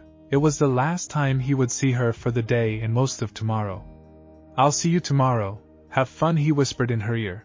He nodded towards Shino, and gave Hinata a nod and a small smile. He looked at Kiba for a few moments before smirking. Kiba was wondering why he was grinning. That's why I bet he's finally gone. His thoughts were killed when Naruto disappeared in a crackle of lightning. Kiba's mouth was agape. How the hell did he do that? 3 hours later, after training, Kurenai had to go to her house in the shinobi sector of the village. She didn't actually live there. It was more for appearances. Now that she was officially Naruto's wife, she could live with him and register his house as hers. Now that she was dressed, back in her shinobi attire, the other girls had chosen that they would go out as normal, since it wasn't a special occasion, just a meetup. She couldn't help but feel a bit of worry wash over her. They were seriously going to chew her inside and out. One doesn't get married and not tell anyone. With a sigh, she got up and went out. She was walking through the main road of Konoha, while thinking what to say to her friends. She was stuck. She had no idea how to break it to them. She couldn't just walk up and say, hey guys, I'm kinda married with a 12-year-old, and he's kinda the guy everyone else hates. She smiled while imagining their faces if she said that, but back on a serious note, she was pretty much screwed. Her friends were a tight-knitted group. They were the best of friends, sisters even. They told each other everything. Absolutely everything that went on in their lives was shared, except she had hidden something from them for over 7 years.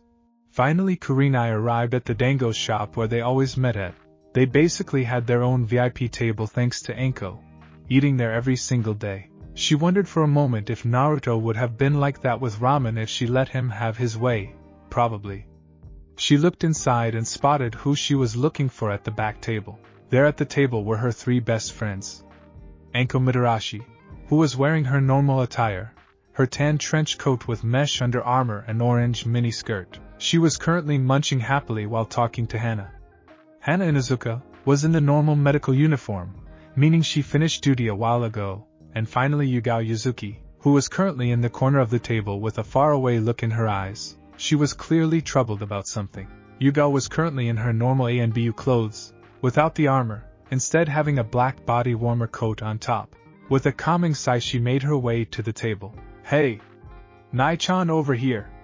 shouted a smirking Anko, who continued to stuff her face with dango. Kurenai had a small smile on her face while her heart was beating rapidly. "Hello Anko, Hana, Yugao," she nodded to each of them. Hana responded with a smile and a nod, while Anko just carried on eating. However, Yugao kept on looking her way, and she was worried something was wrong. Did something happen to her on her last mission? Did she break up with Hate? Is she having money problems? She was making a list in her head, and with each question she mentally crossed it off. Oh no, she couldn't have? She couldn't already know? Could she? Kyuso. I was meant to tell them, if she already knows. Her train of thoughts was broken by Yugao. How long? She just said it bluntly, no warmth in her voice, just the coldness of a killer. Kurenai couldn't help but flinch at her tone. She was now certain she knew. However, she kept silent. Anko and Hana stopped what they were doing once they heard Yugao's tone. They never used that tone with one another. Never. So it came as a shock to them. Curiosity was getting to both of them when Kurenai just avoided their gazes and looked away, while staying silent. Anko was now slightly annoyed. It was obvious something was wrong. She hated it when her friends were like this. They were always close, but every now and again a small scuffle would occur. However, they always got over it, and got back to being the closest of friends. She could honestly say that this was her family. These 3 other girls in front of her were her family, in all but blood. After her sensei had left her to the mercy of the villagers, she was hated by everyone. They would try and attack her, belittle her, and call her names behind her back. She would always fight back, not letting them have the satisfaction of breaking her. It was these 3 who had always looked out for her, through good and bad, so she absolutely hated seeing them like this, and it hurt her, more than any kunai could. However, she put her feelings to the side for the moment and spoke out. What's wrong, Yugi? Yugao looked at Anko, only to see her frowning. She cursed mentally. She forgot about how the other 2, especially Anko, would react to the news. She looked to see Kurenai still refusing to meet her gaze. Her frown softened slightly. She hated seeing any of her friends like this. She repeated her question, but now her voice noticeably softer. How long? Kurenai looked up at the sound of a calmer Yugao, and smiled softly. Hopefully they wouldn't hate her for lying for so long. A little over 2 years now. Anko had enough. They were speaking about something important, and she wanted to know what it was. All right, enough hidden messages. What are you 2 talking about? Hana just nodded, wondering what they were talking about. It was Kurenai who looked at her and gave a soft smile before bringing her hands together in a prayer motion and whispering Kai. A quick distortion in the air before now a golden ring was on her ring finger. The ring was a brilliant shining white gold color, with a quite noticeably large ruby in a heart shape on the top, with 2 smaller crystal diamonds on the side. On one side of the ring there was a sealing array that was written in what looked like gold, and on the other side another sealing array in the same type of metal. All in all, it was beautiful. Kurenai looked into Anko's eyes and smiled softly. Me being married. As soon as those words left her mouth, Anko froze. Kurenai was married? And from what she said to Yugao, she'd been married for 2 years now. Anko's brain was awash in activities and thoughts. Kurenai had lied to her. She had lied to them all. She had been married for 2 years and only now they find out. Anko couldn't help but feel betrayed. It stung her heart. Her best friend, her sister, had kept something this big hidden for so long and not told anyone. Why?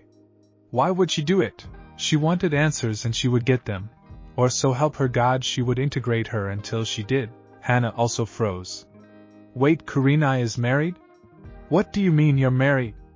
And what do you mean 2 years? Hana shouted out. She had lied to them. Plain and simple, and Hana wanted answers. Kurenai could only look at her lap. She had lied to them. She had broken one of their most valuable and sacred rules to one another. To never lie. I'm sorry, I had no choice. Her voice was cracking. Kurenai prided herself on being a strong-willed kunoichi. But even she had her limits. After the Kyuubi attack she had become an orphan, and had to fend for herself. When she met Naruto and the girls it was like she had a family again. But she had no choice. She really didn't. Hana raised an eyebrow at that. What do you mean you had no choice? Who are you married to? She wanted to know who this person was, who could steal her heart so much that she had listened to him wholeheartedly. Before Kurenai could speak it was Yugao who spoke, Uzumaki Naruto. And left it at that. She personally had no problem with the boy. Sure, she had read his file, strong-headed, childlike, pretty much a brat. But somehow that brat had woven his way into Kurenai's heart. Enko and Hana had shocked expressions on their faces. Never, and I mean never, did they ever think that she would have even gotten together with the Kyuubi Jinchuriki. Hana had no problems with the kid. Personally, she believed that he was nothing more than a child who started off with a shit life. She had seen him when he was still a child, no older than 4 and living on the streets. She had asked her mum about him at the time, however her mum told her to leave it alone. And that she did. Enko on the other hand felt something deeper towards the kid.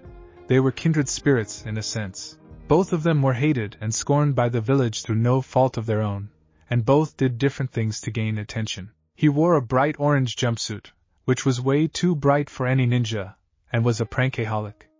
While she on the other hand dressed very revealing, and had a sadistic side to her.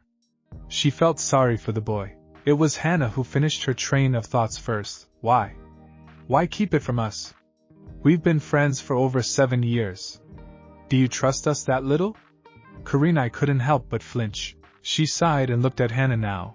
As I said, I couldn't say anything, not because I don't trust you, but because I was ordered not to. She noticed their facial expressions becoming slightly softer. It was Yugao this time who spoke. Who? Who ordered you? And why for that matter? Again Kurenai sighed. It was to be a long night. It was Hokage-sama. You all know of Naruto-kun's problem. She received nods from them. Who didn't know of his tenant? Hell, only those who were currently 15 and younger did not know, since at the time they were too young to understand and were not taught for fear of repercussions it would have caused. Seeing the nods, Kurenai continued. After I saved Naruto one night, Hokage-sama told me to keep what happened a secret, and so I did. As time went on and I saw more of Naruto, he himself told me to keep it a secret. He said, I don't want anyone attacking you because of me, he had said. I tried to refuse, but he just told the Hokage about it, and since then it became an order. She finished with a small smile. The three listened to their friends' stories closely. By what Kurenai said, it seemed that she cared deeply for the boy, which was obvious with the ring on her finger. They were no longer angry or mad or even hurt anymore. They were simply happy that their friend had found someone special. They each decided to have a very special talk with Naruto at a later date. Kurenai saw their faces and continued speaking. I do have one thing to say though. The Naruto that you know isn't the one I know. She finished with a smirk, glad that they seemed to have moved on and started to accept the situation. Honestly, one of her greatest fears was that they didn't accept Naruto and hated him for what he contained, so she had very carefully slipped slight questions regarding Naruto and thoughts on him. Unfortunately, it was a failure since they wouldn't speak about it a lot and changed the subject quite quickly. She was disappointed her plan failed. She was even more worried about telling them after her failed attempts. She could honestly say she had no idea what she would have done. She was stuck between a rock and a hard place. Finally, after hours of thought, she decided. If worse came to worse, she would stick by her husband. It was in her vows, for better or worse. She loved her friends, they really were her family. But Naruto was her entire world. She couldn't imagine life without him. Yugao raised an eyebrow at that. What did she mean? Sure, she understands that people are different when alone or with certain people. But she had been assigned to watch over him when he was 11, and he always looked and acted the same. Shit, she had been playing. No, not just her, the entire village. He knew they were watching him, and he played them all like fools. Always acting like an orange-wearing, loud brash, hard-headed fool while secretly being someone completely different. Naruto Uzumaki, who are you exactly? What do you mean? Hana was slightly confused. What did she mean by that? Sure, people are different when not around an audience, but you can't completely change personalities. Can you? Something clicked in her head, and she was mentally slapping herself. Deception. One of the most basic ninja skills, and the most dangerous. If you underestimate your opponent in a fight, it could lead to death.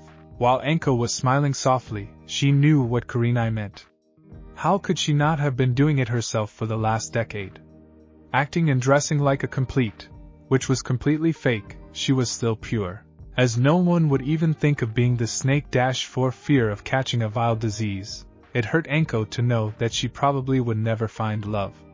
But she lived with it. She also acted like a sadist. Okay, so the sadistic side was her own, but in her defense, one doesn't spend over a year with Orochimaru as a sensei and not pick up a trait or two from him. She understood what Naruto was doing, and had to admit for a brat he had done pretty well. She looked at a now smirking Kurenai and gave one of her own smirks. Well, Nai-chan, how different is he? Kurenai was matching Anko's smirk and responded, well, that would be telling one.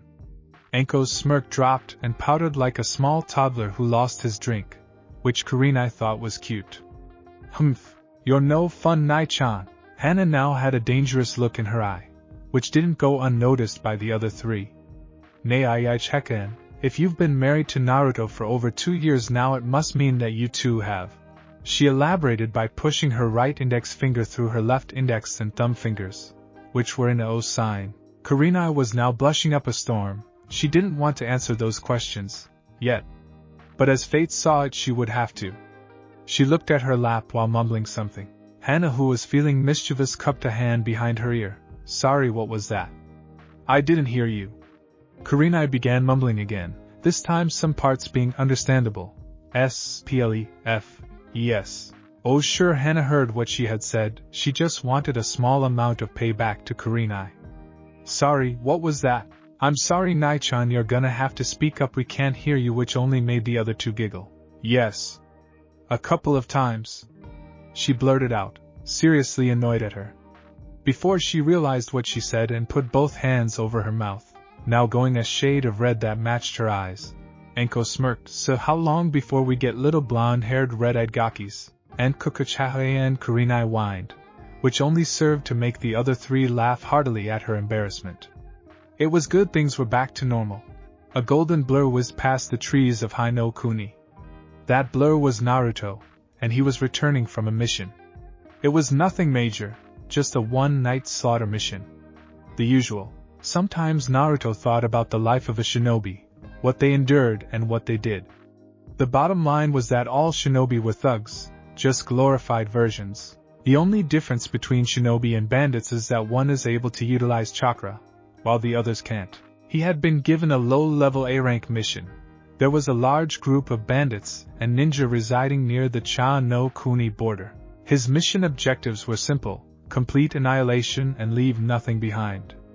The group had over 100 members and were known as the Bombers. Ironic really if you think about how most of them died.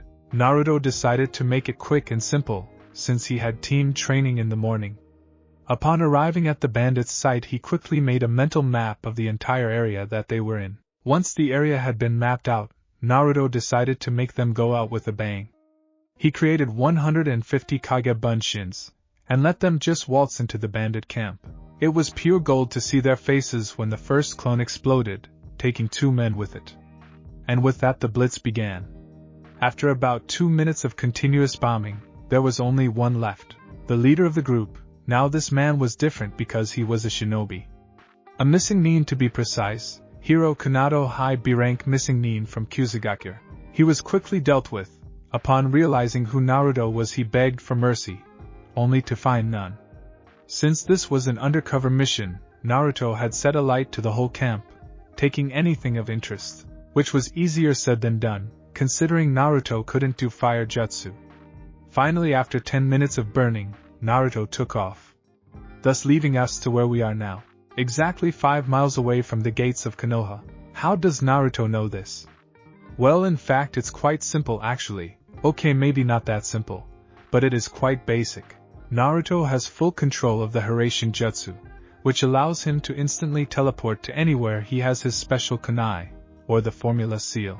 Now, like most jutsu, it has a side effect, and said effect for the Hiraishin is the strain it puts on the body. So to get around that strain, Naruto, and he believed his Tusen did the same thing, train their body to be able to move at insane speeds. Only through this are they able to use the Hiraishin to its maximum potential. However, even with this done, there is still a limit of how much one's body can handle. That limit is 5 miles. When going at the speed of light any more than 5 miles and the body starts to rip. Now that doesn't mean that it's impossible to go more than 5 miles. In fact, Naruto has gone up to 1,000 miles once, all the way from Kumo.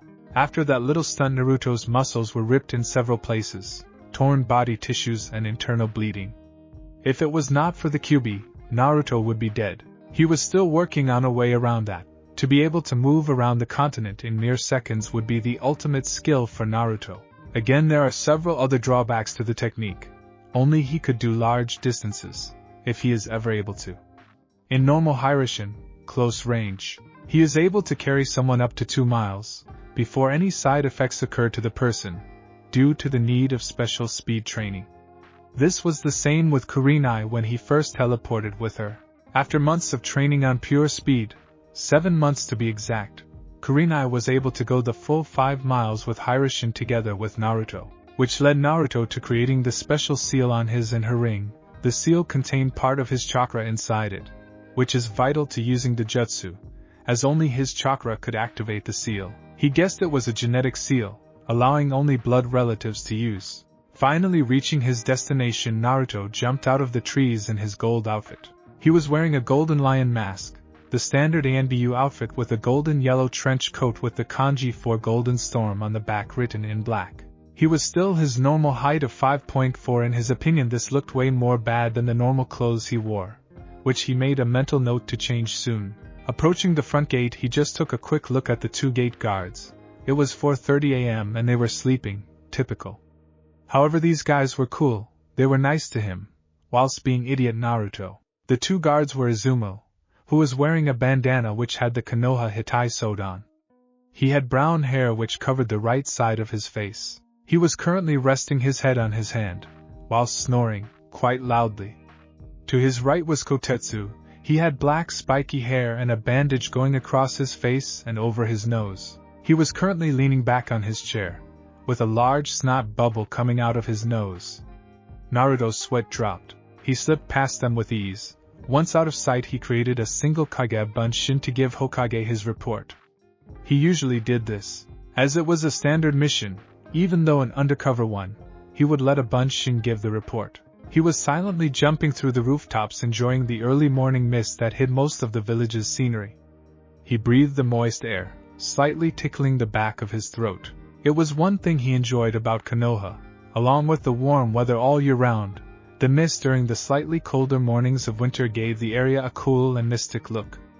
And Naruto loved it, whilst making his way through the roofs, letting his mind wander. He couldn't help but shiver when remembering Kurenai's friends' little chat with him, the threats they had made. He shivered again. He hoped that the threats would be just that, threats. Not that he could ever do anything to hurt Kurenai on purpose. Hell no, he would kill himself 1,000 times before he let any harm come to her, especially if it was from him. Finally he arrived at his house. It was on the edge of Konoha in a secluded area, nice and private. It was surrounded by a 7-meter wall that had a barrier seal around it, along with several other backups. Walking up to the gate, he placed his blood on the seal, then added chakra, allowing the procedure to take place. The huge metal gate swung open, allowing Naruto to see a small tiled road, with grass fields on both sides. There were rose bushes surrounding the walls, with small flower patches arranged around the grass. Making his way through the road, Naruto looked at his house. It wasn't that huge, 2 stories tall. It was painted a plain white, which only added to its beauty. It was a normal house, except it was significantly bigger. On the inside it was different though. There was a total of 5 bedrooms, 3 bathrooms, with an extra toilet, a dining area that was connected to the living room, which you first enter from the front door. All in all, the house was normal, above ground. Underneath, however, was a completely different story. Underneath was a total of 6 acres of basement. That is, if you could call it a basement. It was mainly divided into 3 parts: a dojo, which was covered in gravity and resistance seals, effectively making it into a training room; a library, which contained every scroll he had obtained from raids and missions, along with his own inheritance of scrolls. Kurenai had spent a lot of time arranging them into a specific system which worked perfectly, even if it was so darn simple. They were divided into the categories they fell under, such as Father's Scrolls, Wind-style Jutsu, C rank. He had learned quickly not to mess with the system. He paled at the memory. Finally, there was Naruto's proudest part of his home, the Jutsu room. And this room was where Naruto practiced his new jutsus or tried to perfect old ones. This room was the biggest out of all of them, covering 4 acres of the underground alone, not including being the one with the highest ceiling, 10 meters high, or low. It was also completely covered in seals, mostly barrier seals that made sure that the walls were not affected, but there were also stabilizer seals, which allowed the room to shake freely but not affect the earth around it. It was a high-class space-time seal, and it took Naruto months to perfect, which made him all the more proud. The seal, when in use, would temporarily allow the room to move through the ground, becoming ghost-like, meaning when a powerful jutsu was used the room would phase through the ground and walls. Snapping out of his thoughts, Naruto repeated the process at the gate on the door of his home, which was a brilliant mahogany color. Naruto walked up to his room, slowly opening the door, hoping not to wake Kurenai. When the door was fully opened, he was greeted to the sight of Kurenai sleeping soundlessly underneath an orange duvet cover. She was facing away from the bed and slightly off the side from the center. She looked so peaceful, he'd hate to ruin that. Slowly getting undressed, Naruto got into the bed and kept his back away from Kurenai. Already having taken a bath at a nearby lake after the mission was over, he felt he didn't need one. He was about to drift off to sleep when he felt an arm wrap around his midsection and pull him backwards. His back was instantly met with Kurenai's chest, while she had both arms around his stomach and had her head rested upon his shoulder. "So, when were you going to tell me you were back?" Giving him a kiss on the cheek, she returned her head on his shoulder.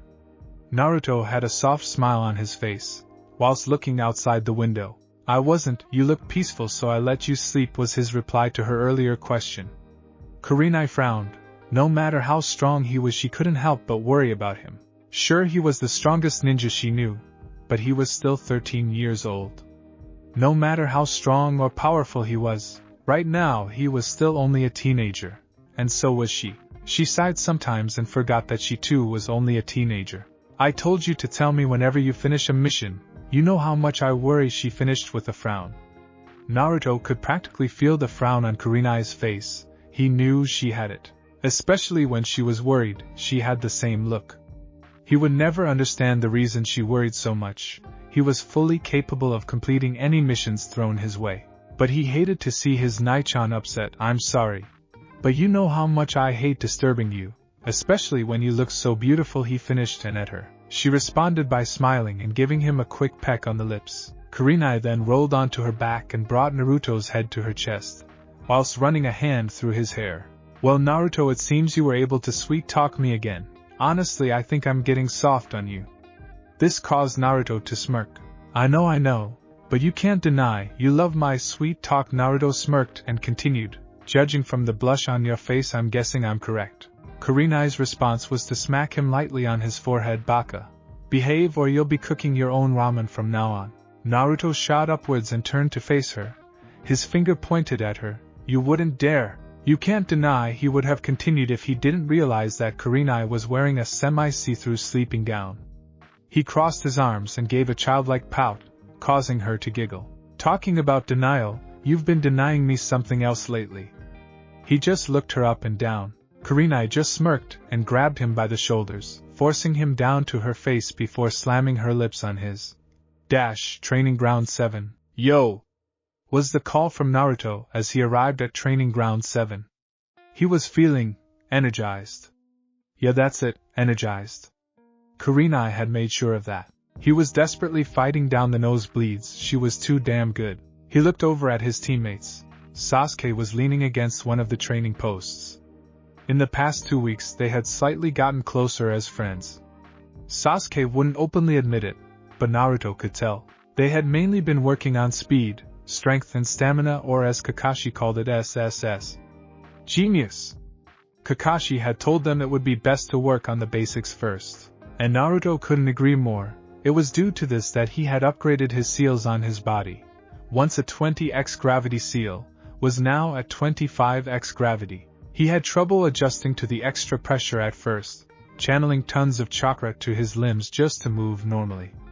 Sasuke had also gotten a lot faster, also his chakra control had skyrocketed, but perhaps it was a side effect of the Sharingan? Kakashi had helped Sasuke activate his Sharingan in a less than pleasant way. It was after the first week, Kakashi and Sasuke were having an all-out spar, Kakashi of course holding back. It was during this spar that Kakashi had taunted him, mocking him, telling him how much of a failure he was, saying that Itachi at that age was an ANBU captain, while he was still a genin. The final straw was when Kakashi had said, "What's wrong, Sasuke? You remember your clan? All of them dying in front of your eyes.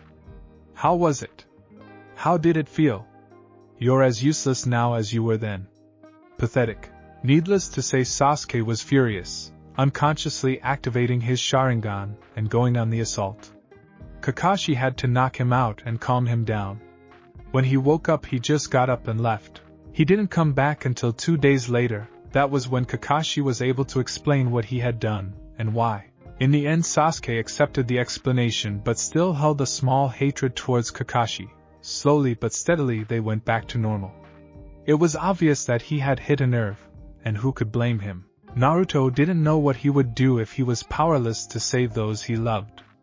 It was a fate worse than death, the feeling of worthlessness. Shaking his head, breaking out of his thoughts, he looked over to Sakura. He could definitely say that their relationship had gotten a lot better. After a while of training together and getting used to Naruto not being a loud-mouthed idiot, she had come to accept him a bit more for what he was, a strong and capable shinobi who was the second strongest on their team. After Kakashi Sensei, she had improved drastically during the 2 weeks of training. Mainly in stamina and speed, her strength was still low, mainly because she had been dieting before graduation. She was currently being taught some of the more basic genjutsu and basic analysis medical jutsu to set her off. Since then she had been more interested in the medical field. Medical jutsu and genjutsu not being one of Kakashi's forte, made teaching it difficult for him. However, he did manage to get her some scrolls on the subject, which she thanked him for, and instantly started reading. Up in the trees was Kakashi. He was just waiting for Naruto to come before making an appearance. Kakashi was extremely proud of his team. In the past 2 weeks not only were they able to improve by a mile, but they had started to get closer as a team, something Kakashi wanted to make sure of. They were coming along nicely together. All 3 of them had shown him that they were serious about being a ninja. Well, almost. Sakura still had some fangirlism in her. But one does not become a fangirl for over 2 years then suddenly stops. She is gradually getting there. Hopefully by the end of the month she will be rid of it.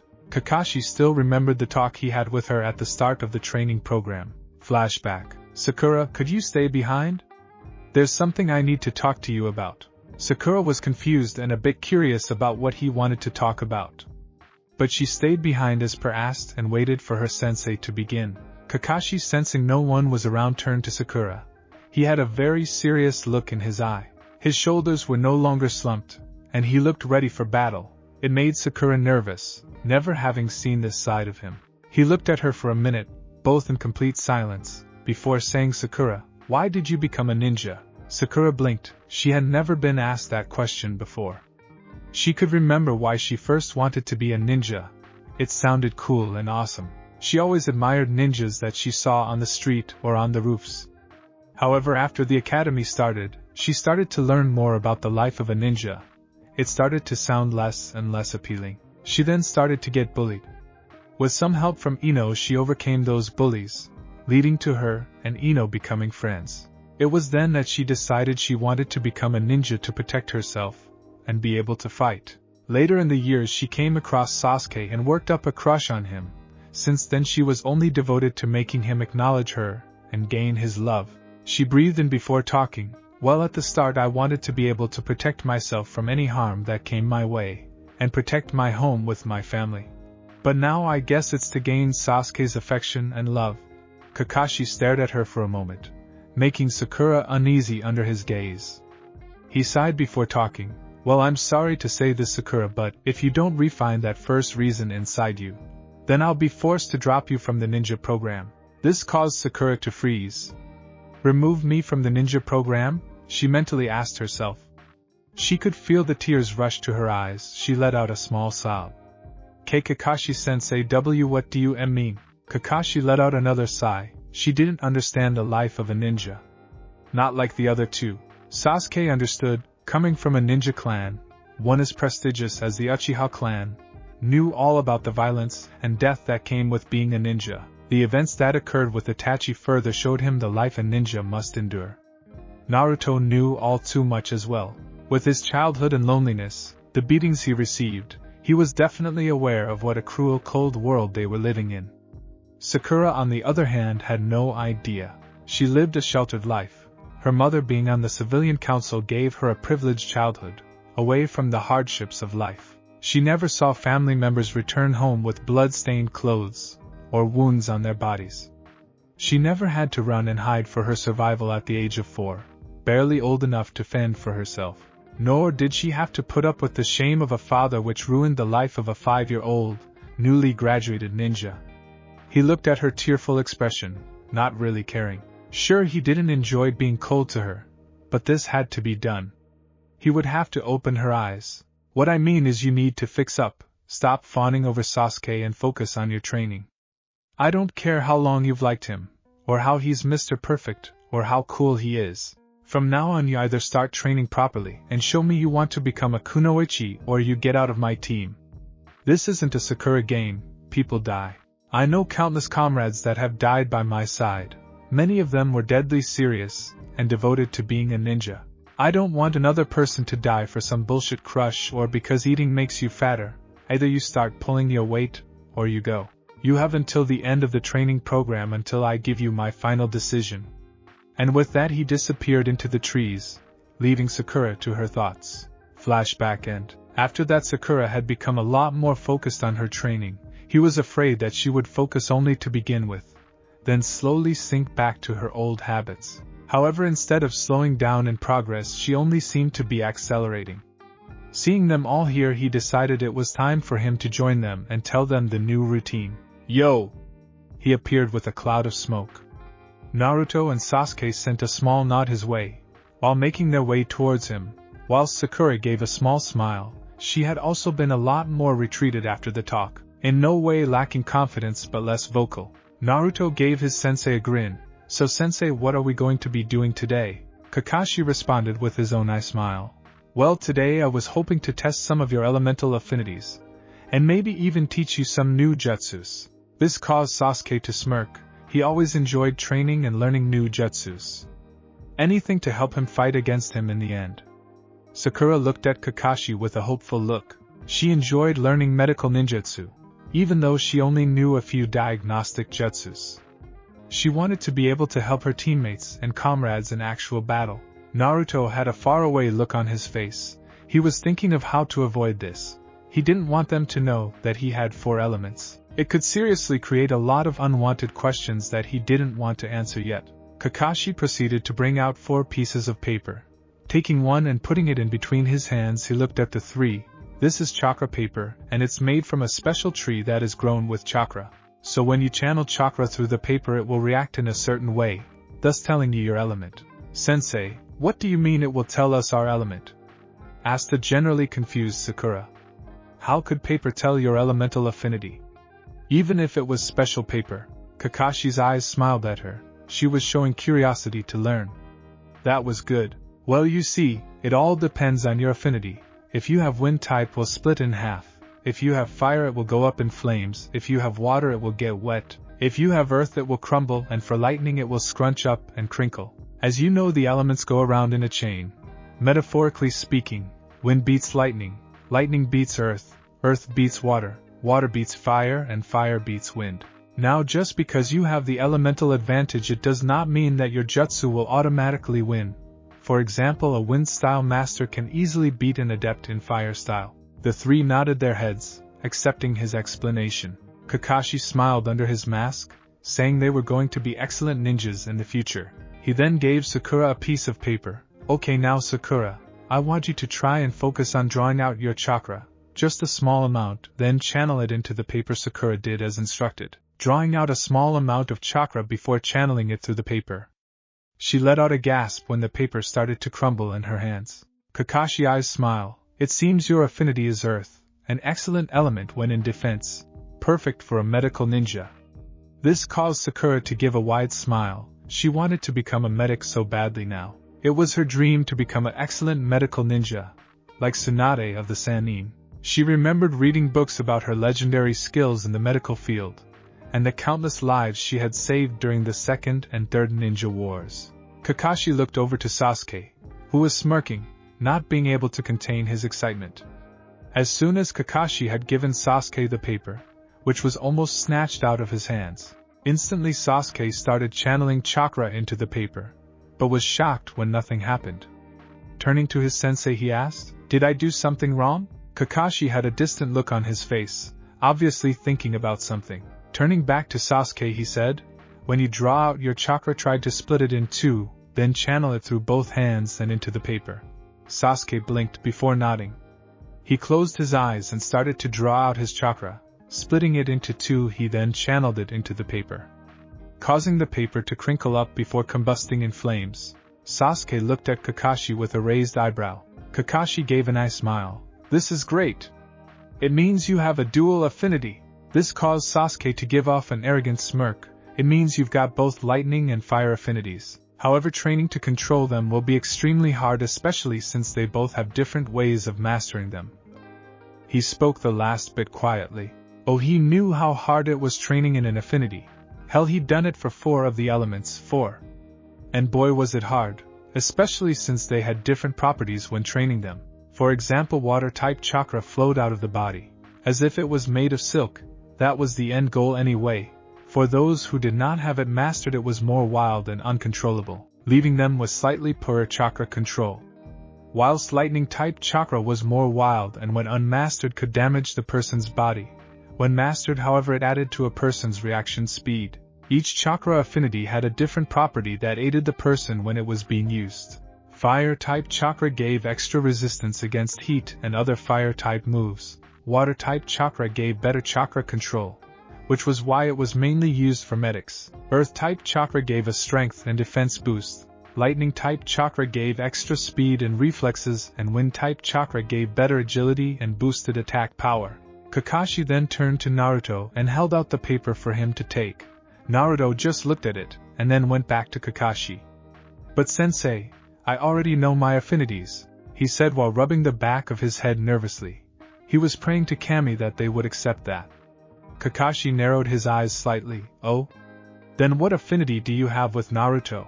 Naruto froze. He never chose which element he would tell them about.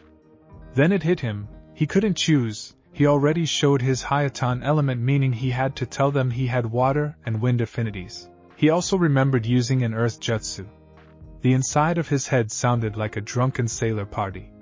Naruto returned his attention to Kakashi, still rubbing his head. "Well, you see, I kinda have 3 elemental affinities with a sub-element as well."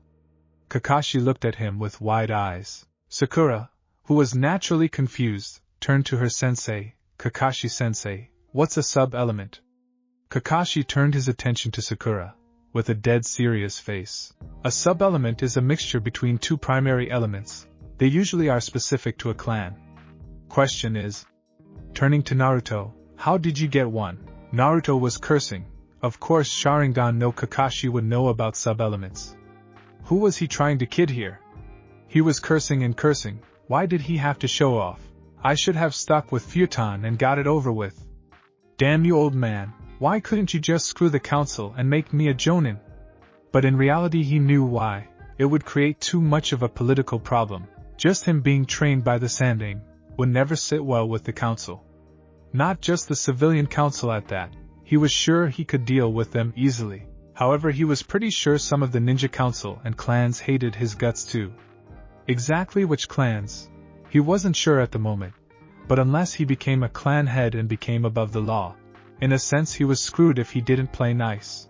Oh, he was sure he could run away, him and Kurenai both. With them both being S-ranked ninja and above, they were sure that any other village would accept them.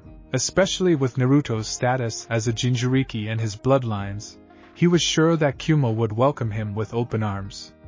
But that wasn't the problem. It just wasn't fair. Not to him, but to Kurenai. Sure, she would come with him, he was certain of that. But it didn't seem fair for him to let her leave her home. They hadn't treated her badly, she had lived here her whole life and was raised to love the village. He couldn't do it to her. He couldn't rip her away from any friends and family she had left in Konoha. That was the main decision for him. He would deal with it for her. He didn't care what they tried to do to him, or how much they hated him. He would stay and be a ninja of Konoha. For Kurenai and for his Nei-chan. His parents, that was a sore spot for Naruto when he was younger. He remembered when he was first told. He was absolutely destroyed. It took him weeks on end to try and come to terms with his father doing what he did. He remembered for a whole year he hated the man. No, he resented him. He couldn't believe what his own father had done to him. It was just unreal at the time. But as he grew older, so did his feelings for Kurenai. And at one point he swore that he would do anything to protect her. It was at that point that Naruto had realized what his father had done. He had used his last breath of life to protect the village and people he loved.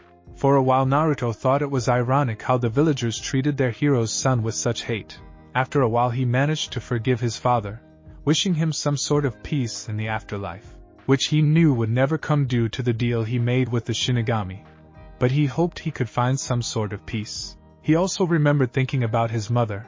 Now she was a small enigma to him. Sure, she was dead, but the date of her death was 2 weeks after the sealing. Now at first he thought that she may have survived the initial attack and died later due to her wounds, but after searching through the hospital files and finding hers, he found out that she was never submitted into the hospital after the attack. At first he thought maybe they never put it down on paper since there was sure to have been hundreds of casualties at the time and services might have gotten sloppy. However, he began questioning again when it never stated her means of death, it just said deceased.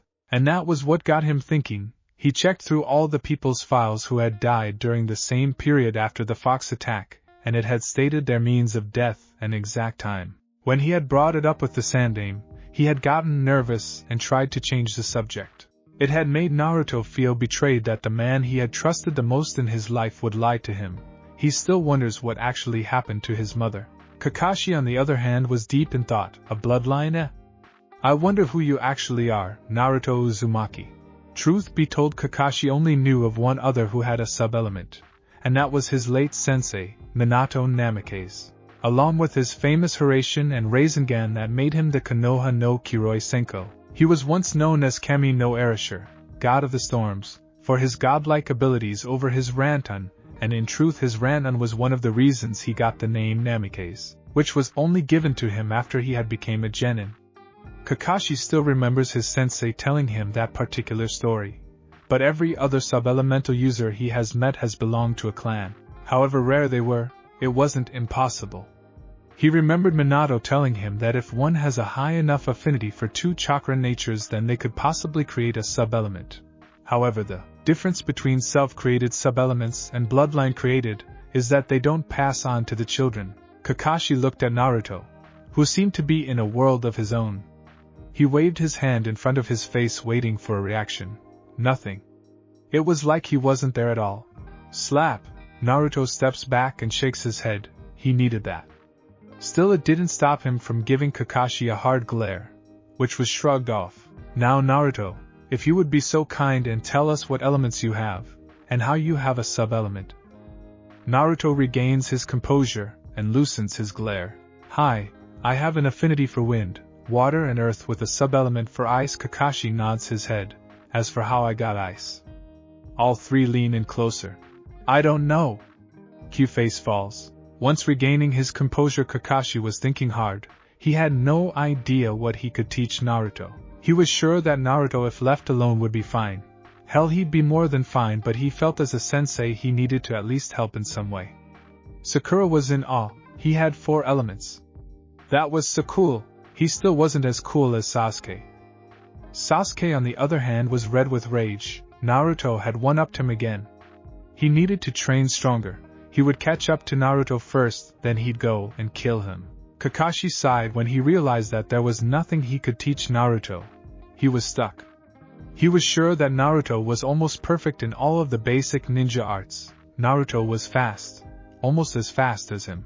He sure as hell was strong, as far as he could tell. From the exam and what other jutsu Naruto showed during training, Naruto had a good arsenal of jutsu. The only thing he could teach him would be genjutsu, which was a no-go since he was married to the best genjutsu user in the village. He honestly had nothing to teach him. The only thing he could actually do with Naruto was trained, plain and simple. He would be able to train the 2 of them, him and Naruto, and increase their physical training. He knew that the title of him being the 3rd strongest in the village was a bit outdated. After over 6 months of not training almost at all, he had become lazy. He realized that after getting his hands handed to him by Naruto. 6 months before, there was no way he would have lost that easily. But it had happened and he had learned from his mistake. Kami knows what would have happened if he continued like that, only to face a high-level missing Nin. Breaking out of his stupor, Kakashi turns to his genin team. Okay, my cute little genins, cute glares, today we will continue as normal. Tomorrow we'll get started on the new regime. And with that they got started. Konoha streets. Naruto had just finished training with Kakashi. It was a long day. Kakashi had decided since today was the last day of pure physical training that today they should train the hardest. They had started with 100 laps around the training ground. Needless to be said, you could see the smile on Kakashi's face when Sakura had managed to do 51 laps. Sasuke managed to complete 76 before passing out, and Naruto, as usual, had completed the whole 100 with relative ease. He had then gone and tested their strength and chakra control. Naruto coming last on that test, much to his ire. With Sakura coming on top with Sasuke not far behind. After that they had gone into sparring, which lasted all of 10 minutes before Sakura was defeated by Sasuke, who in turn went into a 20-minute sparring match with Naruto. Needless to say, they were all knackered and worn out, which is where we join our knuckleheads in disguise on his way to Ikaraku's. Naruto sighed. He was honestly cursing this whole genin thing. This was way below his level and the old man knew it. However, the worst thing was that he wasn't even placed on Kurenai's team. Oh, how he had prayed to the old man to place him in her team, stating that together they would be a perfect team and be able to protect the genin on the team better. The old man had shot down the idea, stating that it would be uneven to change the teams if he would split them apart. Each genin team was specialized from the start. Just thinking about the teams, he could easily tell what they were created to do. Team 10, with the Ino Shikucho trio, was an information gathering cell. With the way that their clan jutsus worked in perfect sync, it was like they were created for one another. Team 8 was a tracking and retrieval team, with the Byakugan as the eyes, the Inazunka senses and Akamaru as the nose, and with Shino and his Kikaichu bugs made up the body, along with Kurenai to add extra defense and cover. They were a perfect team for tracking. Finally, his team, Team 7, was an assault team, with Sasuke and his Sharingan and him as the Kyuubi Jinchuriki. They already had a deadly combo. Also with Sakura as a possible medic, they were a perfect team for assault and assassination missions. Reluctantly, Naruto had agreed with the old man to keep the teams like they are, in exchange that they would still be able to go on joint missions together. Him and Kurenai without a doubt made a deadly combo, with Kurenai covering his worst aspect of the ninja arts, genjutsu. It made them almost unstoppable, not that anyone who had gone against them had ever survived. It made Naruto's heart warm when he thought about Kurenai. Honestly, he had no idea what he would have been like without her. Another Itachi maybe? Just the thought of him being like Itachi made him shiver. Honestly, Naruto had never been on a mission with Itachi, but from what he had heard, the man was almost robotic. He wouldn't be surprised if he didn't even blink. Looking up, he noticed some of the glares he was receiving from the people of Konoha. It made his heart sink slightly. The people he protected every day and had done so much for, still hated him. Arriving at his destination, he made his way in. Instantly he frowned when people started to get up and tried to make their way out, obviously not having paid. It made his anger soar. All it took was him to enter the stand and the whole place would be empty out. It was one of the reasons why he ordered so much ramen whenever he came. That, and it was so damn good. However, today he wasn't disrespecting the Ikarakas anymore, especially Ayam. She was the closest thing he could call family, like his big sister. He still remembered all those times he would spend talking to her, and they would laugh and joke and go out together. She would occasionally take him to the park and take him shopping sometimes. Ever since the age of 4 he had been coming here. He still remembered that fateful day. Flashback. A small child was running through the main road of Konoha. He was running as fast as his little legs could carry him. He couldn't stand it. He'd been living on the streets for a whole month now. It was so cold during the nights, so he had taken shelter in one of the training grounds where he had found an old fox den. He had been stealing bread and other food from anywhere he could find some, sometimes even digging into garbage cans. The memories almost made him puke. He hated his life, and apparently his life hated him too. He could still see the looks on their faces as he passed by. Demon, freak, ugly, hideous, monster. It only took a few of those words to break his spirit, thus he did the only thing he could. He ran. He ran as fast as he could, not daring to look back. He closed his eyes for a second when turning the corner when, slam, he fell back while clutching his head in pain. He had hit something, or someone. But his head hurt so much he couldn't see what he had hit. Slowly opening his eyes he saw another kid, who was years older than him. She had long brown hair and a round heart-shaped face. She was wearing a white long-sleeved t-shirt and black long pants, with black sandals. She was currently shaking her head with her eyes shut tight. There was a brown box next to her. Naruto was panicking. He had hurt someone. He had actually hurt someone. If anyone saw this would seriously beat him. He had never ever hit someone before, either on purpose or as an accident. Either way he knew the consequences for him would be far worse than any other child. Quickly getting up he rushed to the girl and began to panic.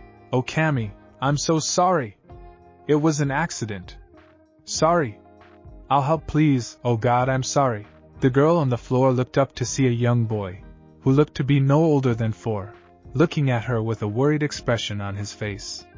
No, he didn't look worried, he looked terrified. Just looking at his clothes he looked filthy. He was wearing a brown shirt with brown shorts. Reaching a hand out to his cheek to where she saw 3 whisker-like marks, she stroked his face, hoping to calm him down a bit. When Naruto saw her hand reach out towards his face he naturally flinched. However, he stayed put and awaited his punishment with closed eyes, which was scrunched tightly together, which further confused the girl. He was a little kid who was like 4/5 years old, and he was scared of her? Why would he be scared? When she touched his whiskers she was surprised to find out that they were real. He had whiskers.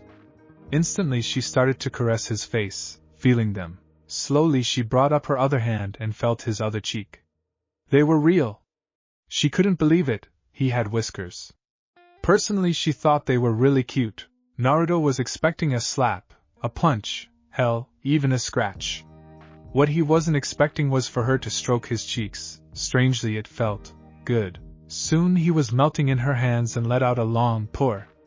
Realizing what he just did he snapped back and started blushing, looking at the ground for some kind of advice. Sadly none came. Ayam blinked. Did he just... Oh my God! He did. He just purred. In less than a second she instantly flashed in front of him, bringing his head into her chest all the while screaming, "Kawaii." He was just so cute. It was unbelievable. She was rubbing his cheek into her small chest while stroking his other cheek. He was just so cute.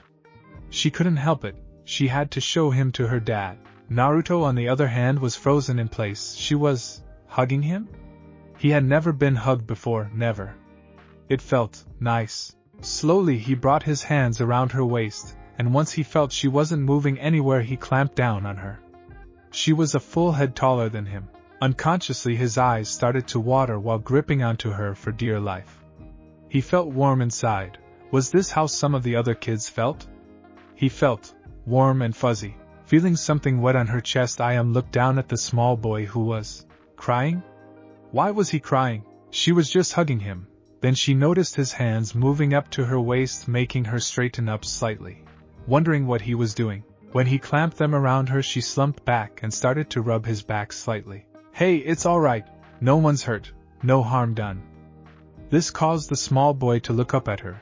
When he saw her smiling at him, he just returned back to crying, this time twice as hard. I frowned. Hey, it's alright, are you lost? He shook his head. What's wrong then? The small boy looked up at her and managed to choke out, thank you. I was a small girl, only age 10, but he was thanking her? For what? She didn't do anything big, did she? All she did was give him a hug. What? Why are you thanking me? I didn't do anything. This caused him to violently shake his head. No. His response slightly startled her.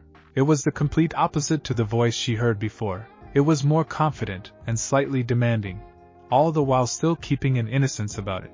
You did do something, you didn't hit me. What? What do you mean I didn't hit you? Of course I didn't, it was an accident, they happen. The small kid looked up at her, still holding on to her tightly. No. Not when I do it, they always hit me for no reason. I thought you would too. Blinked before bringing him into a big hug. Someone was hitting him? How could they do such a thing? He looked so adorable and innocent, how could they? Looking back down at the kid, she started blushing, realizing he was still hugging her. Could you get off me, please? Instantly Naruto jumped back, slightly missing the feeling from the hug. While looking at the floor, Gigi Gomen. This caused to giggle, he really was cute. What's your name? Naruto looked up and gave a huge grin that warmed Iam's heart. Naruto. My name is Naruto Uzumaki. Iam walked up to him and held out her hand. I am Ichiraku. Naruto looked at the hand for a few moments before grinning and shaking it. He had just made his first friend. Flashback and, after the encounter, she had taken him to Ichiraku's and gave him some ramen. Needless to say, he had happily accepted it and started eating. He still remembered the small frown on Tuchi's face when Iam had brought him in. After a while the frown had disappeared and was replaced with a soft smile. After then Iam had become something akin to a sister towards him, and was violently protective over him. She had become his big sister, and he loved her, stopping the three guys from exiting by barricading the way with kagebunshin. He gave all three of them a hard glare, which they sneered at. I think you're forgetting something, he said to them calmly, while maintaining the glare. They growled at him, obviously pissed off by the fact that he was blocking their path. From what he could tell by their clothes, they were ninja. Guessing by their jackets they were chunins, which made it all the worse. The fact that the very people who were meant to protect the village were abusing their powers made him mad. One of them spoke up, move out of the way. Boy. This caused Naruto to sigh, they would have to learn the hard way. He looked up at Iam, who looked like she was pleading him to drop it. He could see the concern on her face, which was understandable since she didn't know how strong he was. Not being able to live with herself, if Naruto got hurt because of her, she shouted, Naruto. It's okay. It doesn't matter, just drop it. The same man who spoke first spoke again, this time full of arrogance. Listen to the demon's advice. Boy, it might just save your life. That served to piss Naruto off. No, he was furious. He didn't mind being called a demon, evil, ugly, whatever they had thought of in their heads. But once they insult someone he finds close to him. Game over. Naruto looked at Iam, please turn around. I don't want you to see this. Reluctantly she turned around. The three chunins looked irritated. This brat had kept them waiting long enough. Before any of them could even make a move, they saw red and then black. Naruto sighed before nodding to his clones, who just disappeared in a swirl of leaves. It's okay, Ayame, you can turn back. Instantly she turned around and saw that they were gone. She looked up at Naruto, who looked as if there wasn't a scratch on his body. Almost as if she could teleport, she was in front of Naruto and wrapped her arms around him. You dummy, you don't have to do that for me. I don't care if they pay or not, as long as they leave you alone. Naruto gave her a reassuring hug. It's okay, Ayame, they needed to be taught a lesson anyway. He drifted off with a smirk. Iam just gave him one last squeeze before turning around the counter. With a huge vibrant smile she asked him, so Tuto, the usual? Naruto just nodded whilst making his way to his seat. Actually just the one today. Nei-chan frowned slightly. She was hoping he would have stayed a while longer. The two of them were close as any brother and sister could be. The fact that they weren't actually related didn't stop that. In fact, it almost made their relationship stronger. Was one person Naruto could actually trust with his life. She wasn't a ninja, but her protectiveness over him went to insane lengths. Especially when he first dated Kurenai, she was the only person he ever told during that time. She had been so overprotective over him, asking Kurenai a million questions a minute. It made his heart warm when he saw how much she cared for him. He had often asked her what she enjoyed doing and what she wished to do in the future. She had told him that she had wished to travel the world and learn new cooking techniques and dishes from around the world. The only problem was that it cost thousands of ryo, something the Ikarakas didn't have. So he, along with Kurenai, who had gotten extremely close to her as well, had decided to help her achieve her dream. One Naruto-sized bowl of miso ramen, with extra chicken, for my ototo. She placed his bowl in front of him before coming around and sitting next to him. So Nei-chan, what did you do today? He asked while opening his chopsticks, muttering a quick itadakimasu and started eating. With a sigh, plopped her head on the counter. Honestly, Naruto? Nothing. It's been such a long, boring day. Nothing to do these days, and with Two-sen off sick I'm stuck here, she replied with a small frown on her face. That's why I'm glad you're here. Her frown was replaced by a brilliant, vibrant smile.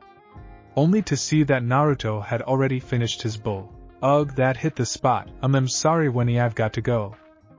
With that he just placed his money on the counter along with a white envelope and left. Was red with anger, that little brat.